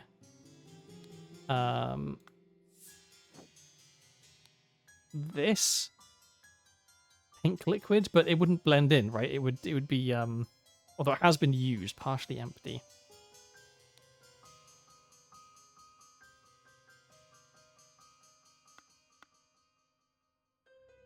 So maybe actually it was hidden in a mattress?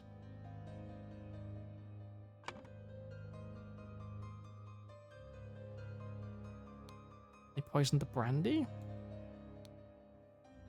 So there was only one person who had a brandy. So if it was the brandy,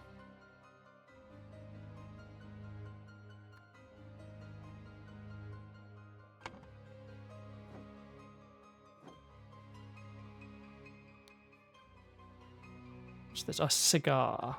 Oh, we can figure out who had the cigar, right? Because it was this one? Yeah. So what kind of outfit is this?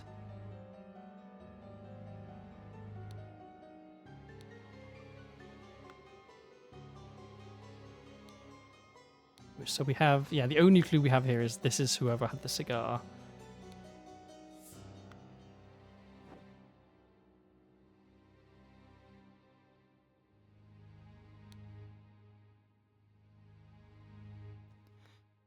And we know... Okay, so it's unlikely that Mary had the cigar.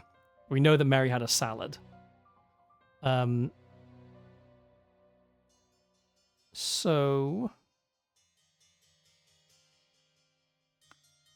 that would make this Mary.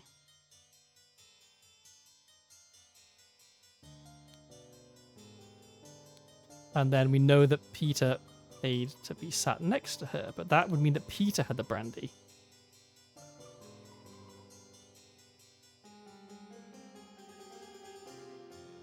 So maybe it wasn't the brandy then. What else could it have been? It could have been... It has to be something that only one person... So it can't be the red wine, because lots of people had that. It can't be the salad, because 2 people ate the salad. It can't be the meat, because 2 people ate the meat.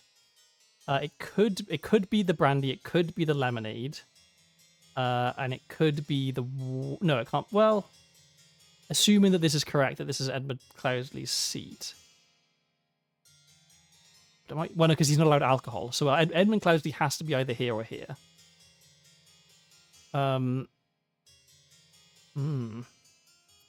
Okay, this is starting to get a bit of a head scratcher now. So it could be that this guy wanted Edmund Cloudsley dead and poisoned the this thing, cloudy water. But then where's the poison is the question.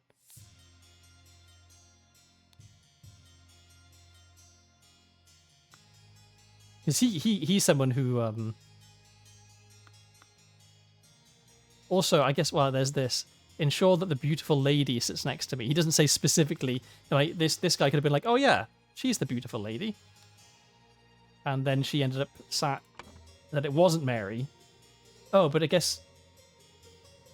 But then where would Mary go? Then Mary would have to be here. Okay, can we figure out whose coat had the cigars? It was one of the guests who had the cigars, right? Although Pip seems to have stolen one.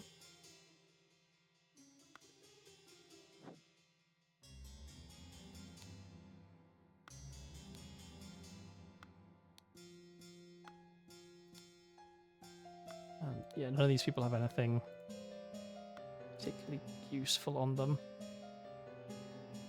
So...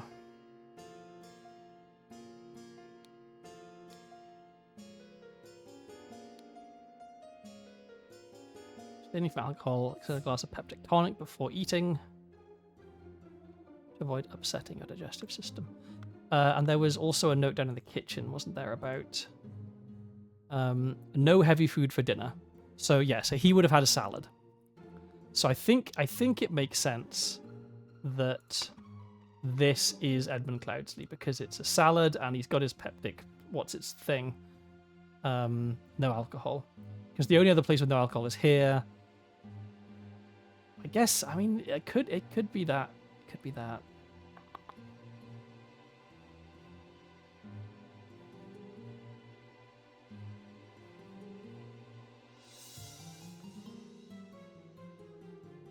It does kind of sound like the wrong person had the poison, maybe. So maybe there's a mix-up over the seating.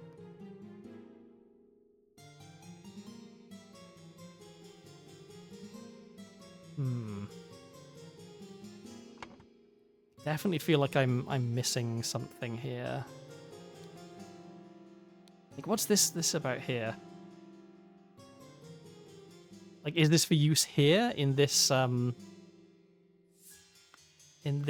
scenario, or is this for later? Also, what does this question mark do? Oh.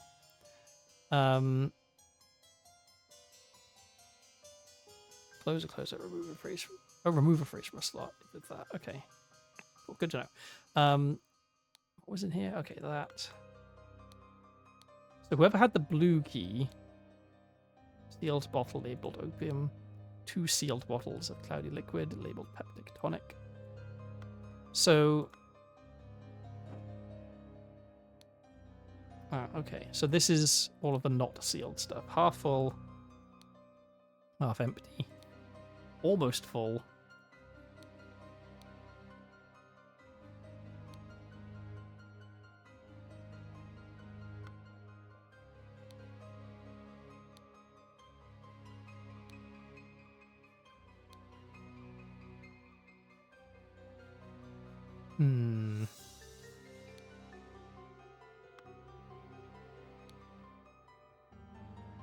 Is this our cigar smoker? Also, look at this ridiculous hair. The way it, like, weaves back and forth. Can you tell anything?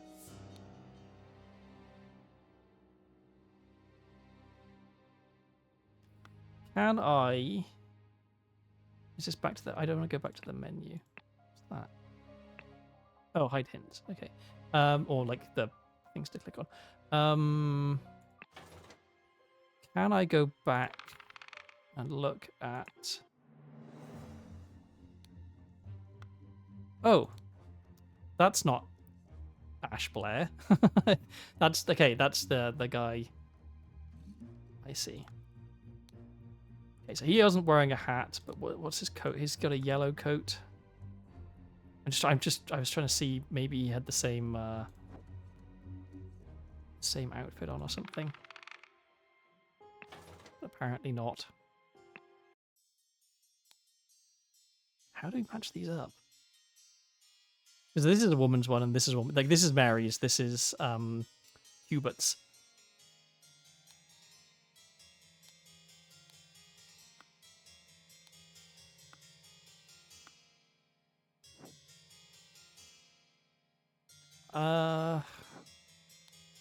Something about the hats. This is a tricorn hat. So maybe it's more likely that this guy was wearing it and this cigars guy, but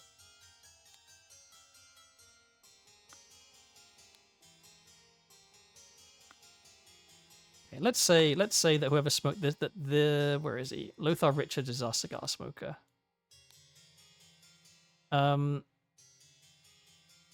And so okay. Now I think this makes sense. Maybe. So yes. Okay, so it was this that was poisoned. Not the brandy. The tonic. So to get at the tonic, you would need the blue key. Yeah. And who had the blue key? This guy had the blue key. But also, in this bag, there's a copy of the blue key. So it was the bag.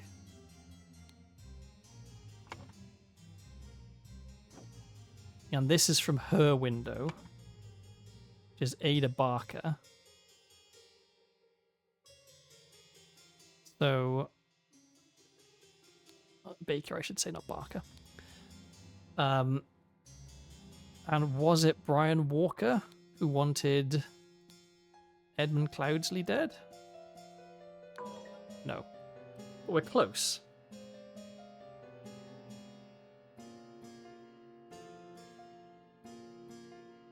Oh, wait, hang on.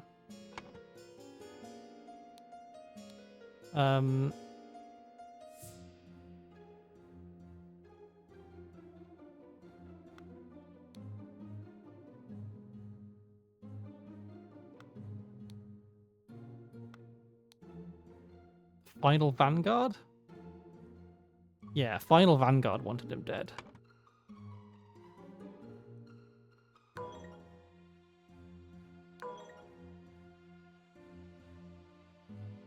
Okay, that didn't change how... So there's still 2 or fewer slots incorrect. How could that be? That it was neither Final Vanguard nor... what's his name? Brian Walker who wanted him dead. So it must just be the person who wanted him dead. Is it just Ada Baker wanted him dead? No. Who wanted him dead? oh, hang on.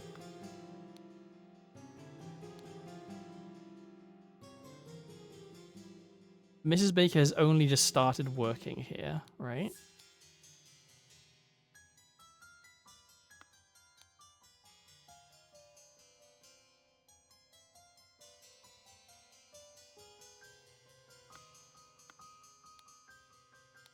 And there was that Lord... No, not this one.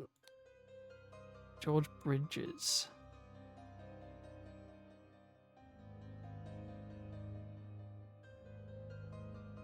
So maybe George Bridges wanted him dead.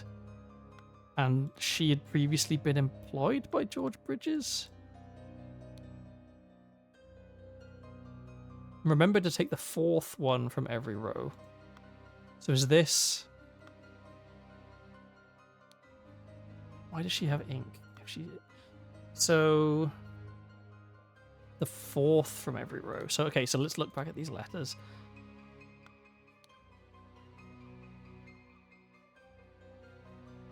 Idea, right, not that one. Okay. Pleased boy, freed. No. Come of... No, there's not 4 there. Have is receive us. No. Are you shall. No.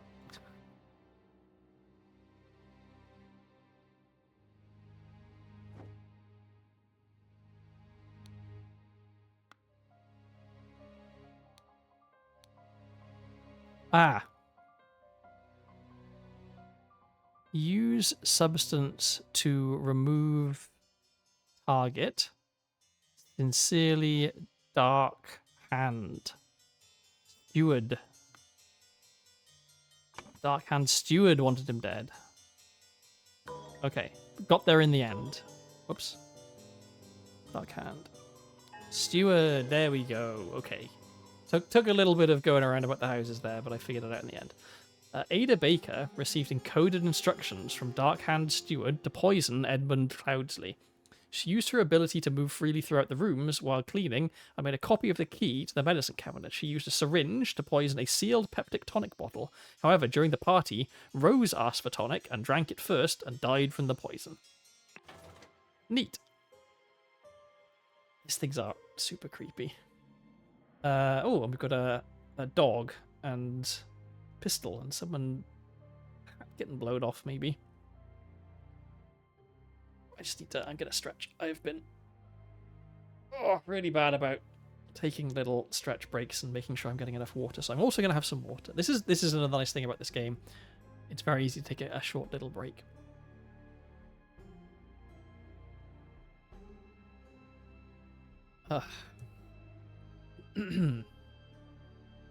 Okie doke. On to this one. This might be the last one I do. I'll see how I'm feeling. The explosive events in the forest cabin. Okay, Burkham Workhouse. I only got a satchel out here. Henchman for hire in Timberbrook region. Billy Cracker of the Oakwood Gang, a brawler and a robber. Hardy Abe of the Burkham Workhouse, a brawler and has a cart. Well, this might be his. Little Billy, Hobbs Gang, burglar, enters through chimneys. And Jack Nails, Timberbrook Inn, burglar and picklock. Okay, we've got some sweets. And we've got pictures of hats. Okay. And that is everything from right here, I think. Oh. Oh, okay, this is familiar. Ah, by the gods, what was that? Gentleman robber strikes in Westbrook. The infamous gentleman robber Walker Keene, with a number of unnamed associates, held up a coach on the southern road leading out of Westbrook. That looks like that might be him. The scoundrel robbed the passengers of all their valuables, kissed a young lady, and then left. This is already the 5th robbery by the infamous gentleman, who, as is his custom, appeared wearing an impeccable suit and a new hat in the latest city style. The reward for catching Walter Keene has been increased to £100. Okay. Is this a dead guy? Oh, we know who this is. This man is breathing, but appears to have lost consciousness. I do not care what means you have to use to acquire what I need, but remember to be discreet as always. Note that I do not want it too decayed. The more recently it has died, the better. Ugh. One of the old workhouse geezers croaked yesterday. I will arrange for a cart to move the corpse if you send me directions. And be quick before they bury him. I do not want to dig up that stiff. Got some money. At some point, the amount of money, I guess, will become relevant. And we've got a loaded pistol. And a scarecrow in a wooden coffin. So they were expecting an actual corpse and got a scarecrow. Is that little Pip? It is. Go, Coin, go! This is the dog? Coin? Wow, what a fearsome creature. Everyone, you are not to visit any village or city without my permission. At no point may you disclose the location of the cabin. Mr. David Gorin, you're in charge of all security and arms. Okay, well, we know this is David Gorin. Miss Lucia Smith, you will taste any food you cook before it is presented to me. We know that this is Lucia Smith. Little Pip, you were in charge of Black Bestia and Golden Doubloon. Both must be fed daily. Okay, we know that this is Little Pip. Golden Doubloon. And he says, go coin, go. So this must be Golden Doubloon. Golden Doubloon. Okay, and who is this fella? Ah! He's got a sword. He has a ring with a ruby. He has a sweet. And he has a loaded pistol. And I think we can probably infer that this is Walter Keene.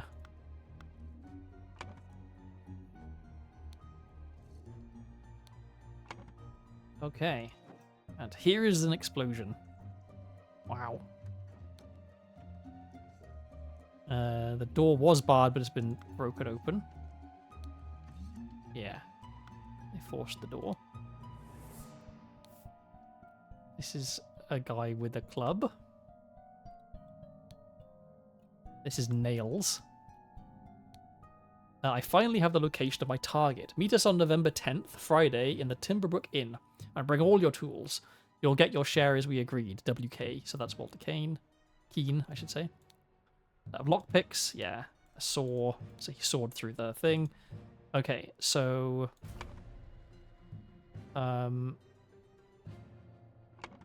Where's... Go here real quick.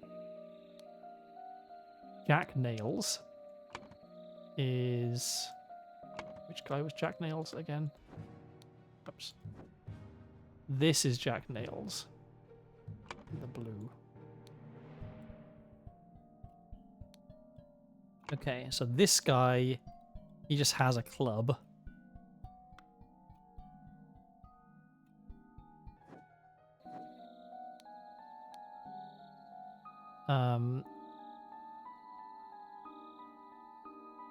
Doesn't look like he entered through the chimney. So he could be... Oh, okay, Birkenwood. So this must be Hardy Abe. Hardy Abe. Okay. We still have a person to identify, apparently. We've got a moldy apple and a green apple. Got this.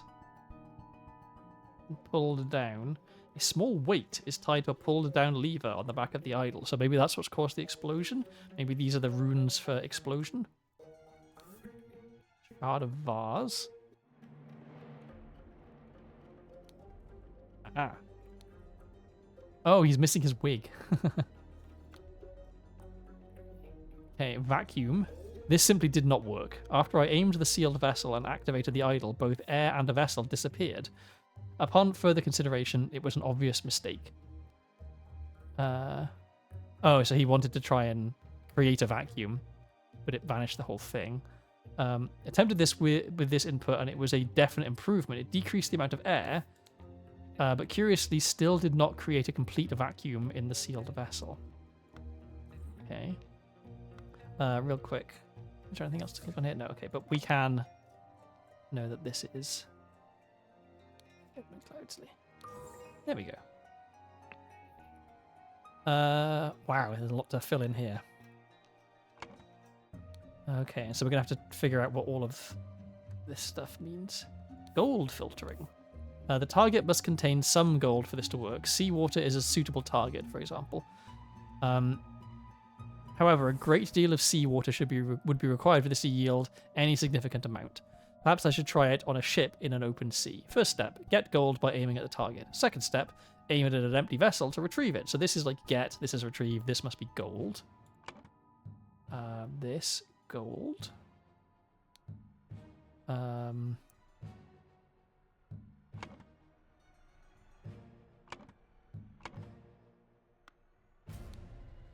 Unknown effect 14. If the implications of this are what I surmise, this could be a tremendous discovery. The next step is to progress from fruit to some more advanced organic matter. I must ask David to fetch a dead body for further experiments. This is vitally urgent. Okay, so he wanted to... Scholar of Games, hello, welcome in. Good to see you. So this is why we've got one pristine apple, I guess. It's because he's tried, like, took a moldy apple and made it good again. Okay, spontaneous combustion. This is one we've seen before. You cannot combust the target if you have not performed the freezing beforehand. Interesting. The speed at which heat is increased appears to be influenced by how strongly I press the trigger and how long I have performed this before it. So this is freezing. So this is like cold and this is hot? Or like this is like down and this is up, maybe? Down temperature, up temperature. Freezing the target rapidly can create curious side effects. For instance, I should be careful when freezing water in a sealed bottle. It exploded and the glass shards flew everywhere. Okay, we've got all our bits now. Oh, I didn't check his pistol. Okay, loaded pistol. Final bit, safety notice. Upon pulling the trigger, if the glyph input is meaningful, the idol will perform the intended action on the target it can see. If its eye is red, it is ready for that input, and it will turn blue afterwards. If the eye is blue, you can only perform this input, and it will turn red afterwards. Okay. And we see that it's set to this and this, and it's being held down.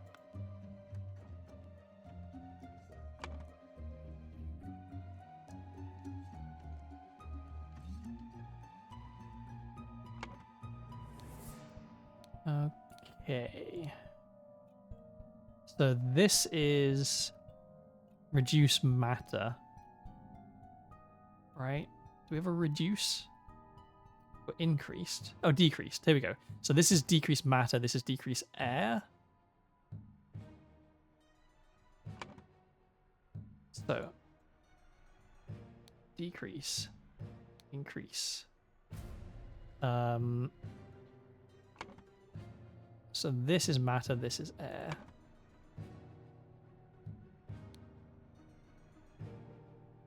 And then this must be heat. Yeah. Okay. All right. Edmund Cloudsley needed a corpse.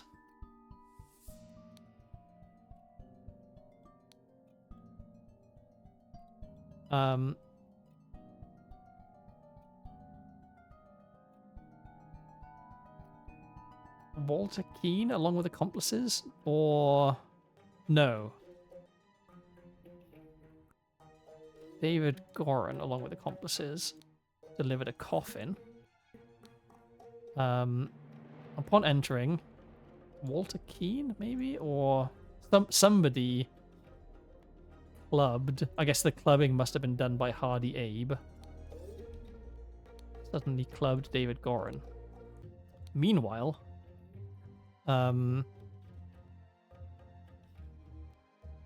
Edmund Cloudsley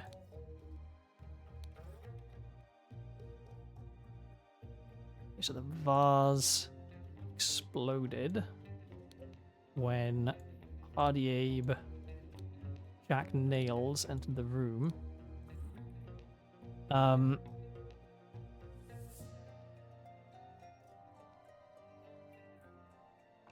and what did he do? He decreased...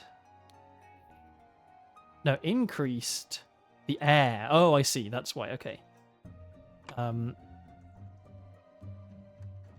He increased the amount of air in a sealed vase. Ah, okay.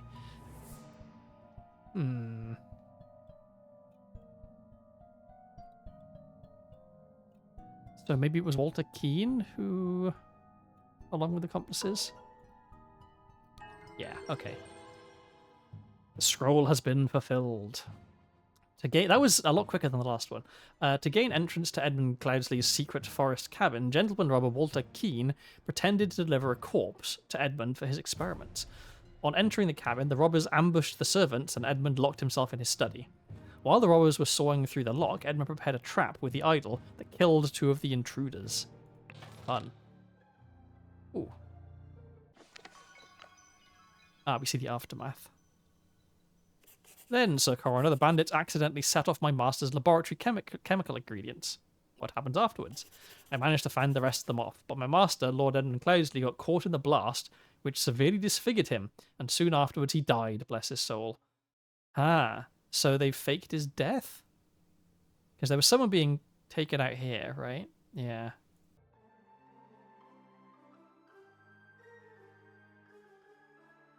So maybe Edward Cloudsley is not actually, because this is the second time he's almost died, right? There was this murder attempt, and now this has happened. So maybe he's lying low. I'm gonna do one more, because I'm really into this. Chapter 3: The Ascent. The strange practices of a secretive society. Ooh, okay. The tattoo depicts a hand and an eye. We have a loaded pistol. We have David. The gathering will be on March 14th. To follow our plan, we should be there at least 2 hours before midnight. Target will arrive in full costume. Grab rope and weapons. WK. Okay. Ash Blair. So this is maybe this is our guy, David Gorin. To David Gorin for reliable service from EC. Quite a rope, a dagger, a shabby formal coat. So this doesn't look like David Gorin. Right, this isn't him. This is someone else, but this is David Gorin's stuff. So David Gorin has stolen this guy's stuff. Okay, and this is the the hats of the gentleman thief. A hat. Okay. Got 2 sets of footprints and drag marks. 1 set of footprints here. A different set of footprints here going this way. These are going that way, maybe? Okay, so they went out here, got that guy here, then dragged him back. So this is the guy who's being dragged. One of these footprints is David Gorin. One of them, I think, is the gentleman thief guy. It's everything right here, I think. Okay. So it has been added to the thinking panel. Brothers wear masks appropriate to the house. We've got dark hands, proud beasts, water snakes. So this guy, he's a dark hand. Masters, I ventured on the Order's mission to reclaim our fire-breathing relic, and with great resolve punish the despicable enemy. I, with a few brave companions, fearlessly entered his hideout in a remote hunting cabin. But the devil had prepared a treacherous trap, and an explosion slaughtered my dearest friends as we entered his study. Yes, this is Walter Keane. Thanks to my sturdy physique, I survived the blast, only to be assaulted by the enemy's lackey, assassin warrior David Gorin, and a pack of bloodthirsty hounds, a single dog. After an hour of fight, I received numerous deadly wounds, in spite of which I prevailed and defeated my assailants with my martial training. I discovered the enemy's dead body, slain by the trap of his own making, but no trace of the relic. I'm forced to go into hiding, because the government's watchmen are tracking me. Once I've recovered from my deadly wounds and shaken off the watchman, I will send you the next report. May the Griffin awaken, Walter Keane. So I think someone is pretending to be Walter Keane. Possibly David Gorin is pretending to be Walter Keane. Masters, I must apologize 1,000 times for my absence, but my road to recovery was full of peril and valor that cannot be sufficiently conveyed in writing. The government dogs and spies chased me tirelessly, and I was forced to seek refuge in Aquitania to recover from my still dire wounds. There, I finally bested my pursuers with the help of Lazarus Hurst, a young, resourceful gentleman whom I met in a remote manor one dark winter's night. This music is something else. It's really creepy. Not only did he earn my trust by stepping into the fray against the villains, but he turned out to be well versed in the arcane arts. Of course, not yet close to your skills. I finally recovered and plan to return to Albion, which is an old term for like the UK, I believe. Just gonna have some water.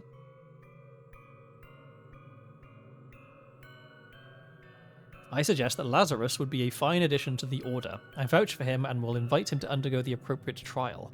May the Griffin awaken, Walter Keane. So, Lazarus Hurst, I'm wondering... So Lazarus makes me think, is this someone who's faked their death and has now come back to life? Is this actually Edmund Crowdsley having used the the de-aging thing on himself somehow, maybe? Got a third letter. Illuminated Masters. I object to the admittance of the individual Lazarus Hurst to our brethren. I submit that our dark-hand brother Walter Keane, who vouches for him, cannot be trusted because he's a liar and a thief. I am certain that on dispatching our enemy, he kept the golden fire-breathing relic for himself. Nothing will move me on this. He must produce the relic, apologize profusely to me, and afterwards be expelled from the Brotherhood. Sir Geoffrey Sinclair. Okay, brothers wear robes appropriate to their rank. Master, steward, initiate. So whoever it was outside was an initiate of the Dark Hands. And so possibly that's Lazarus Hurst outside? Where are we going? The British Isle as a whole, if I recall. Okay, yeah, that sounds right. Ooh, wow. That's some kind of crappy masks. Okay, there's a lot to look at here. Done when an accuser has challenged a defender. Both drinkers must be barefoot. Substance is added depending on the severity of the accusation, including deadly poison. Add substance to one of the cups. Defender chooses first. Accuser chooses the remaining. Both partake in wine cups. Okay, so here are the two people. One of them has drunk and died. Ritual of squabble. Only initiates can be defender and accuser. The sword must be borne by any dark hand. Required decorations of the hall. The Grim Reaper, the never-tiring teacher, the feeder of mouths. Ritual of conflict. The accuser must deeply hate the defender. The sword must be borne by any initiate. Required decorations in the hall. The never-ending teacher, the keeper of treasures, the mirror of the soul. Okay, so these things are the little tassels on, I'm guessing. Got like a key in a book, right?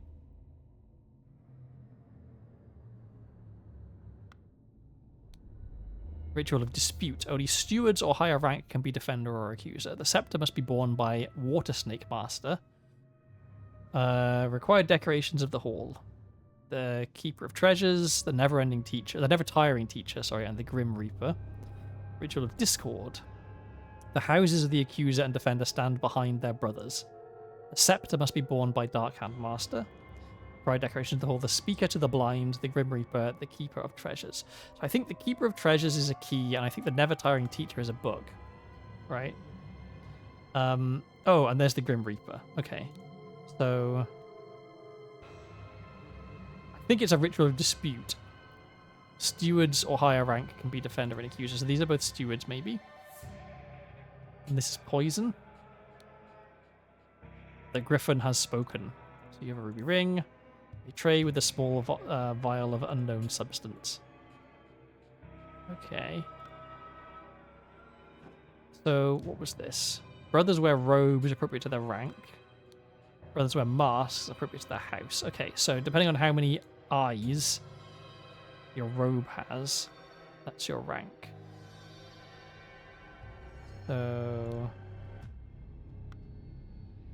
do these have 2 eyes and these have 3? The griffin has spoken indeed. You're fucking dead.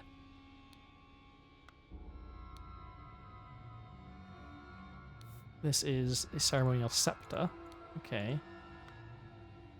Oh, okay. So maybe we don't see how many eyes there are on the robes, but we know that like these 2 are of the same rank, these 2 are of the same rank, and these 2 are of the same rank.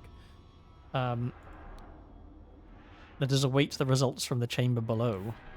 A sword and a ruby ring. Okay, so there's only 1 of this red mask. We've got 3 of the blue mask and 2 of these kind of goofy masks.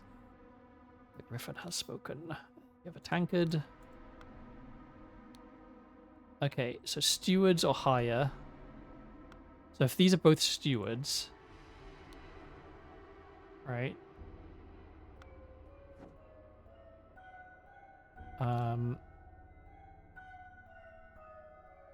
The sword must be borne by any dark hand. So this is the sword. This would be a dark hand. This would be the dark hand mask.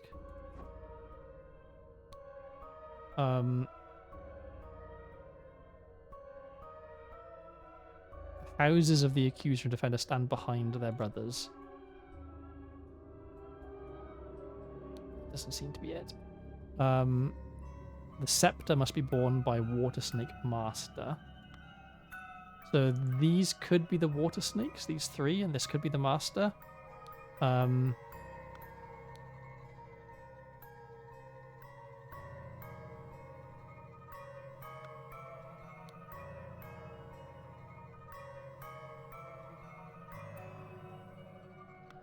Okay, well, we still have more to look at here. Oh, 2 cups on a stone altar. They contain some wine, but almost empty.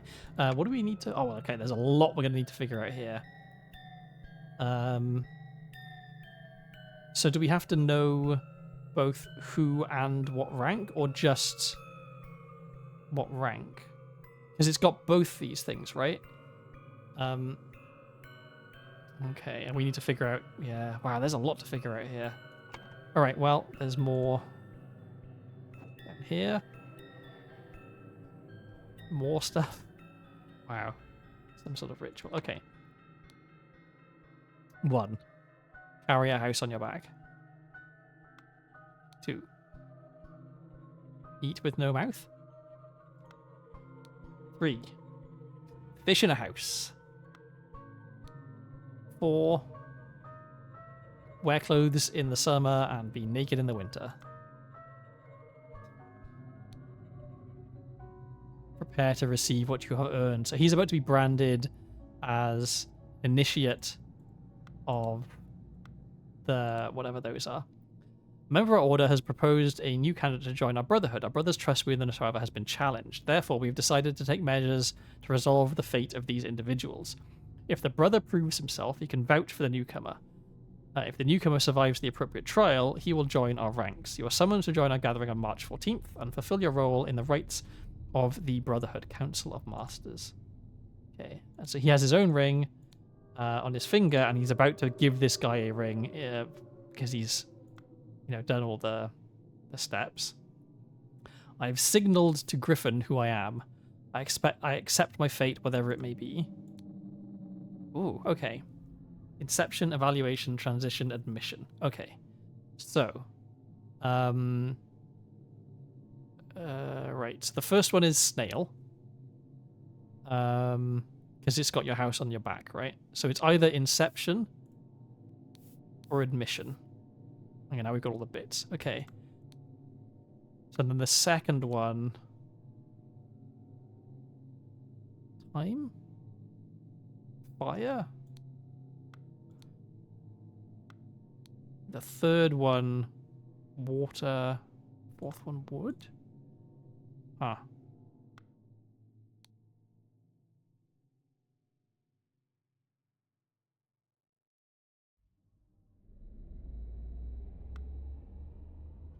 Okay, he's about to be branded with this, which is the Proud Beast? Yeah. Okay.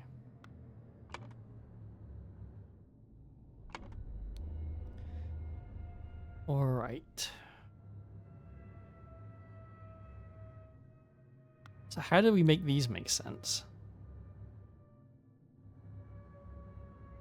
Is it just like eating but you don't have a mouth? What does that mean? A fish sat in a room? What does that mean? Like, I feel pretty confident, right, that this is snail? Because what else could it really be? House on your back, right? It kind of feels like he's going to be admitted, right?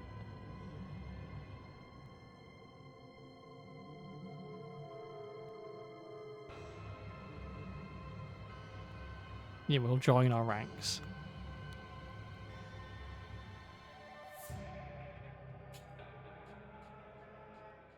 Now, what would this... So this being water kind of makes sense. It's a fish, right? And then... Star? Because this being hot and cold, I could see making sense, right? Like... But there isn't... I mean, there's fire.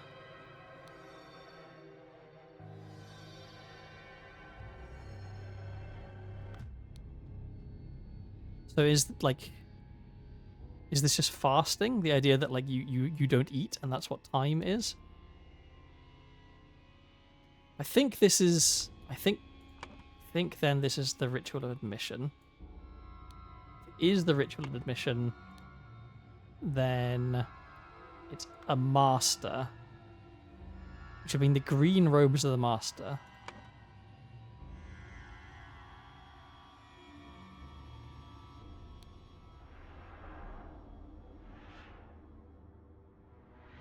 And this is Lazarus Hurst, supposedly. That's what he's calling himself. So...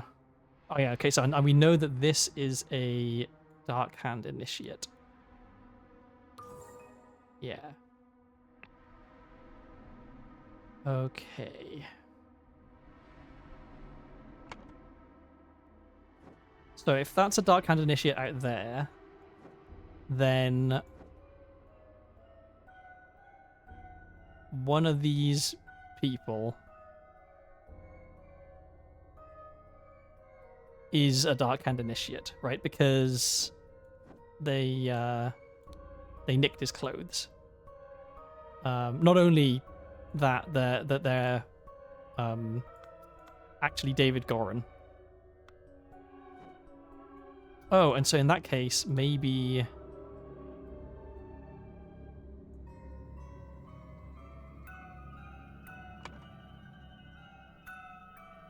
Okay, so the dead person, I'm guessing, must be Jeffrey Sinclair, right? Because he was the one who complained. Our Dark Hand brother, Walter Keane. So Walter Keane is a Dark Hand. He has a dispute with... Okay, so this is Dark Hand. This is Walter Keane. Can we put that in? Walter Keane? He's a Dark Hand. So this isn't Dark Hand.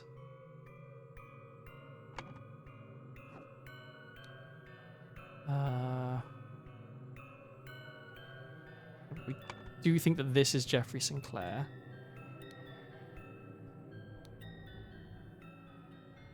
Okay, and so if we're doing this one, so we've got the Grim Reaper, we've got the Never Tiring Teacher, which is a book, we've got the Keeper of Treasures, which is a key. So this is the Ritual of Dispute. Stewards or higher rank. So these are stewards or higher. So they could be masters. I think these are the masters. But these are stewards. And the scepter must be borne by the Water Snake Master. So this is the Water Snake Master. So, Water Snake Master. So you are also a master. And so you can't be a master. So I've got something wrong.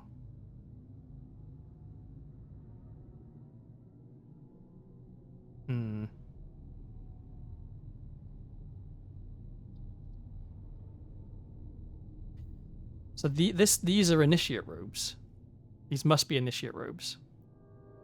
This is Water Snake. This is Dark Hand. This must be Proud Beast.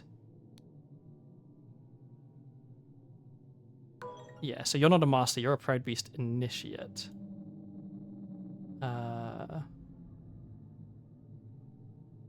Right? No, you're a steward. No, you're not a Proud Beast. Or you're not Lazarus Hurst. Good grief. Or this isn't the Ritual of Mission. That must be what I got wrong. So you are a Proud Beast. I think. So that means that you're a Dark Hand. You're a Water Snake.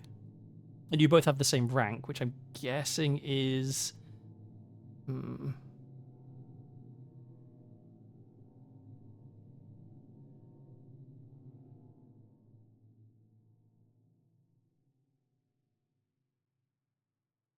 Let's see. So I've got this ritual down here wrong, I think, because this is a Proud Beast. Proud Beast Steward. Right? So it's Inception? So it's this.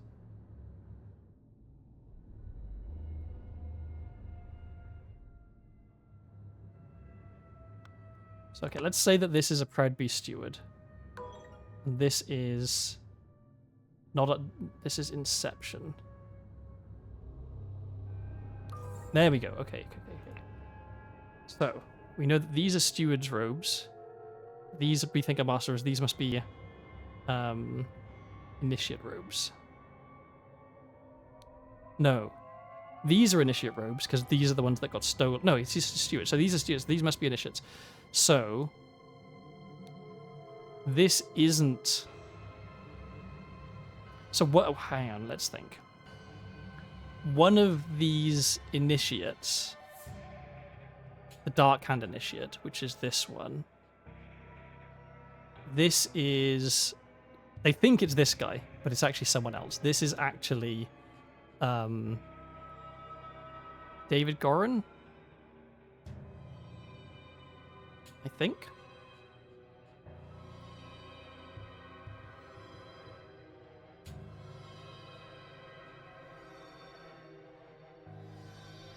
Oh, and this is the ritual. We can at least put that in because we know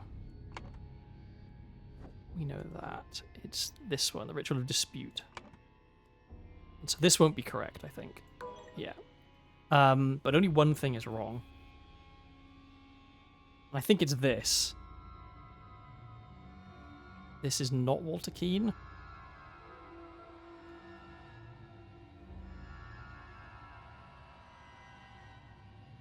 Is it David Goran? No. Okay. So it is Walter Keane. Oops. Is it that this is not Darkhand Initiate? This is actually David Goran? Yes. Yeah. Okay. All right. So we oh, okay, and then we can fill this in as well, right? So this is Darkhand. This is Initiate.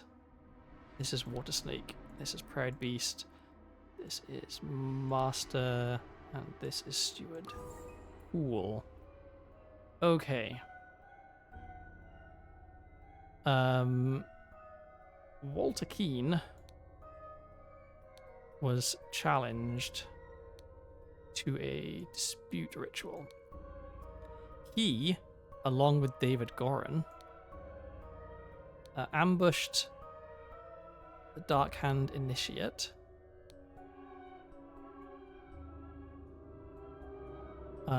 David Goran, posing as the Darkhand Initiate,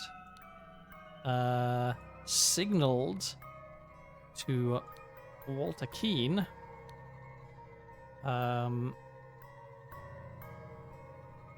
somehow, which cup had no poison. He signaled with a tankard? Possibly.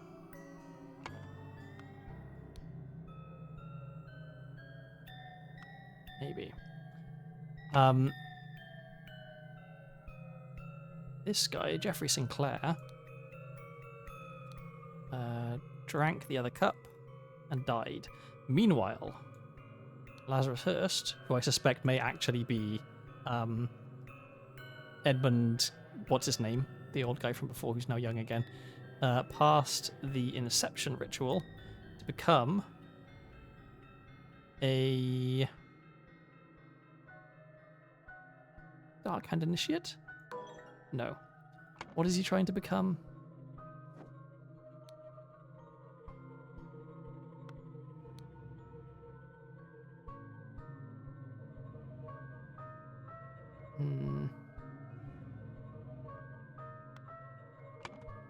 What do I have wrong here, then?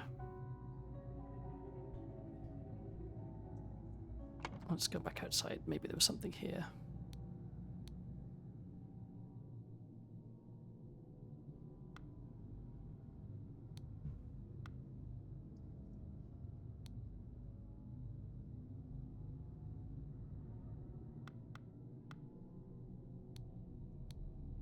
It's just a hat. Other hats. Okay. What do I have wrong?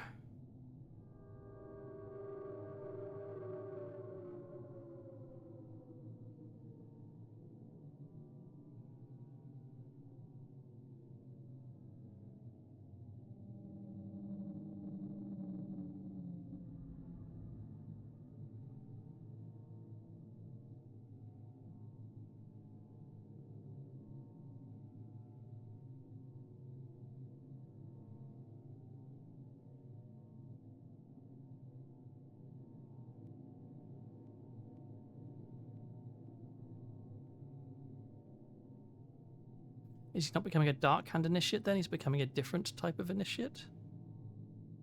Oh, it's, hang on. Yeah, it wasn't Darkhand, it was Proud Beast, because he's about to be branded with the Proud Beast. Yes.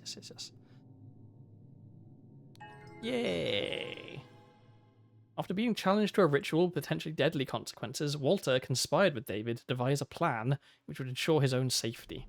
They captured a Brotherhood member on his way to the gathering. David took his costume so that during the ritual of dispute, he could indicate to Walter which cup was poisoned. Therefore, Walter chose the safe cup, and his opponent drank the poison and died. Cool. There we go. I'm kind of like, can I look at what the next? Okay, I can't even check how many chapters there are. I have no idea how long this game is, but I'm going to call it there because it's been 2.5 hours. I don't overdo it. I got work tomorrow. I'm already kind of feeling it in my throat a little bit. So let me undog myself. Okay. Yeah, let me go and look for someone to raid. See who is streaming. Who can I raid? Anyone I'm following? I could raid Yozo. I don't know. I would feel a bit awkward. Is there anyone else streaming this game? Doesn't look like it. Maybe. I'm so bad at figuring out who I should raid. Maybe I will just raid Yozo. Maybe it's okay. Yozo did once pin a comment of mine in chat because I made her laugh. So that's like an excuse, I guess. Thank you very much for wishing me a good night, Scholar of Games, and thanks for stopping by. Also, yeah, and anybody who stopped by, thank you very much. I do appreciate it. It's my first stream in like 2 months, and I had a good time. It reminded me very well. I do actually. It turns out quite enjoy streaming, so I will try really hard to stream again sooner than 2 months. It's been a rough 2 months, but hopefully I can maintain the energy and momentum a bit. So yes, screw it. Let's raid Yozo. Play and Slay the Spire 2, which is a good game. Okie doke. And the raid has started. And I will tweet and post on Blue Sky the next time I'm streaming. So keep an eye on it. And see you around.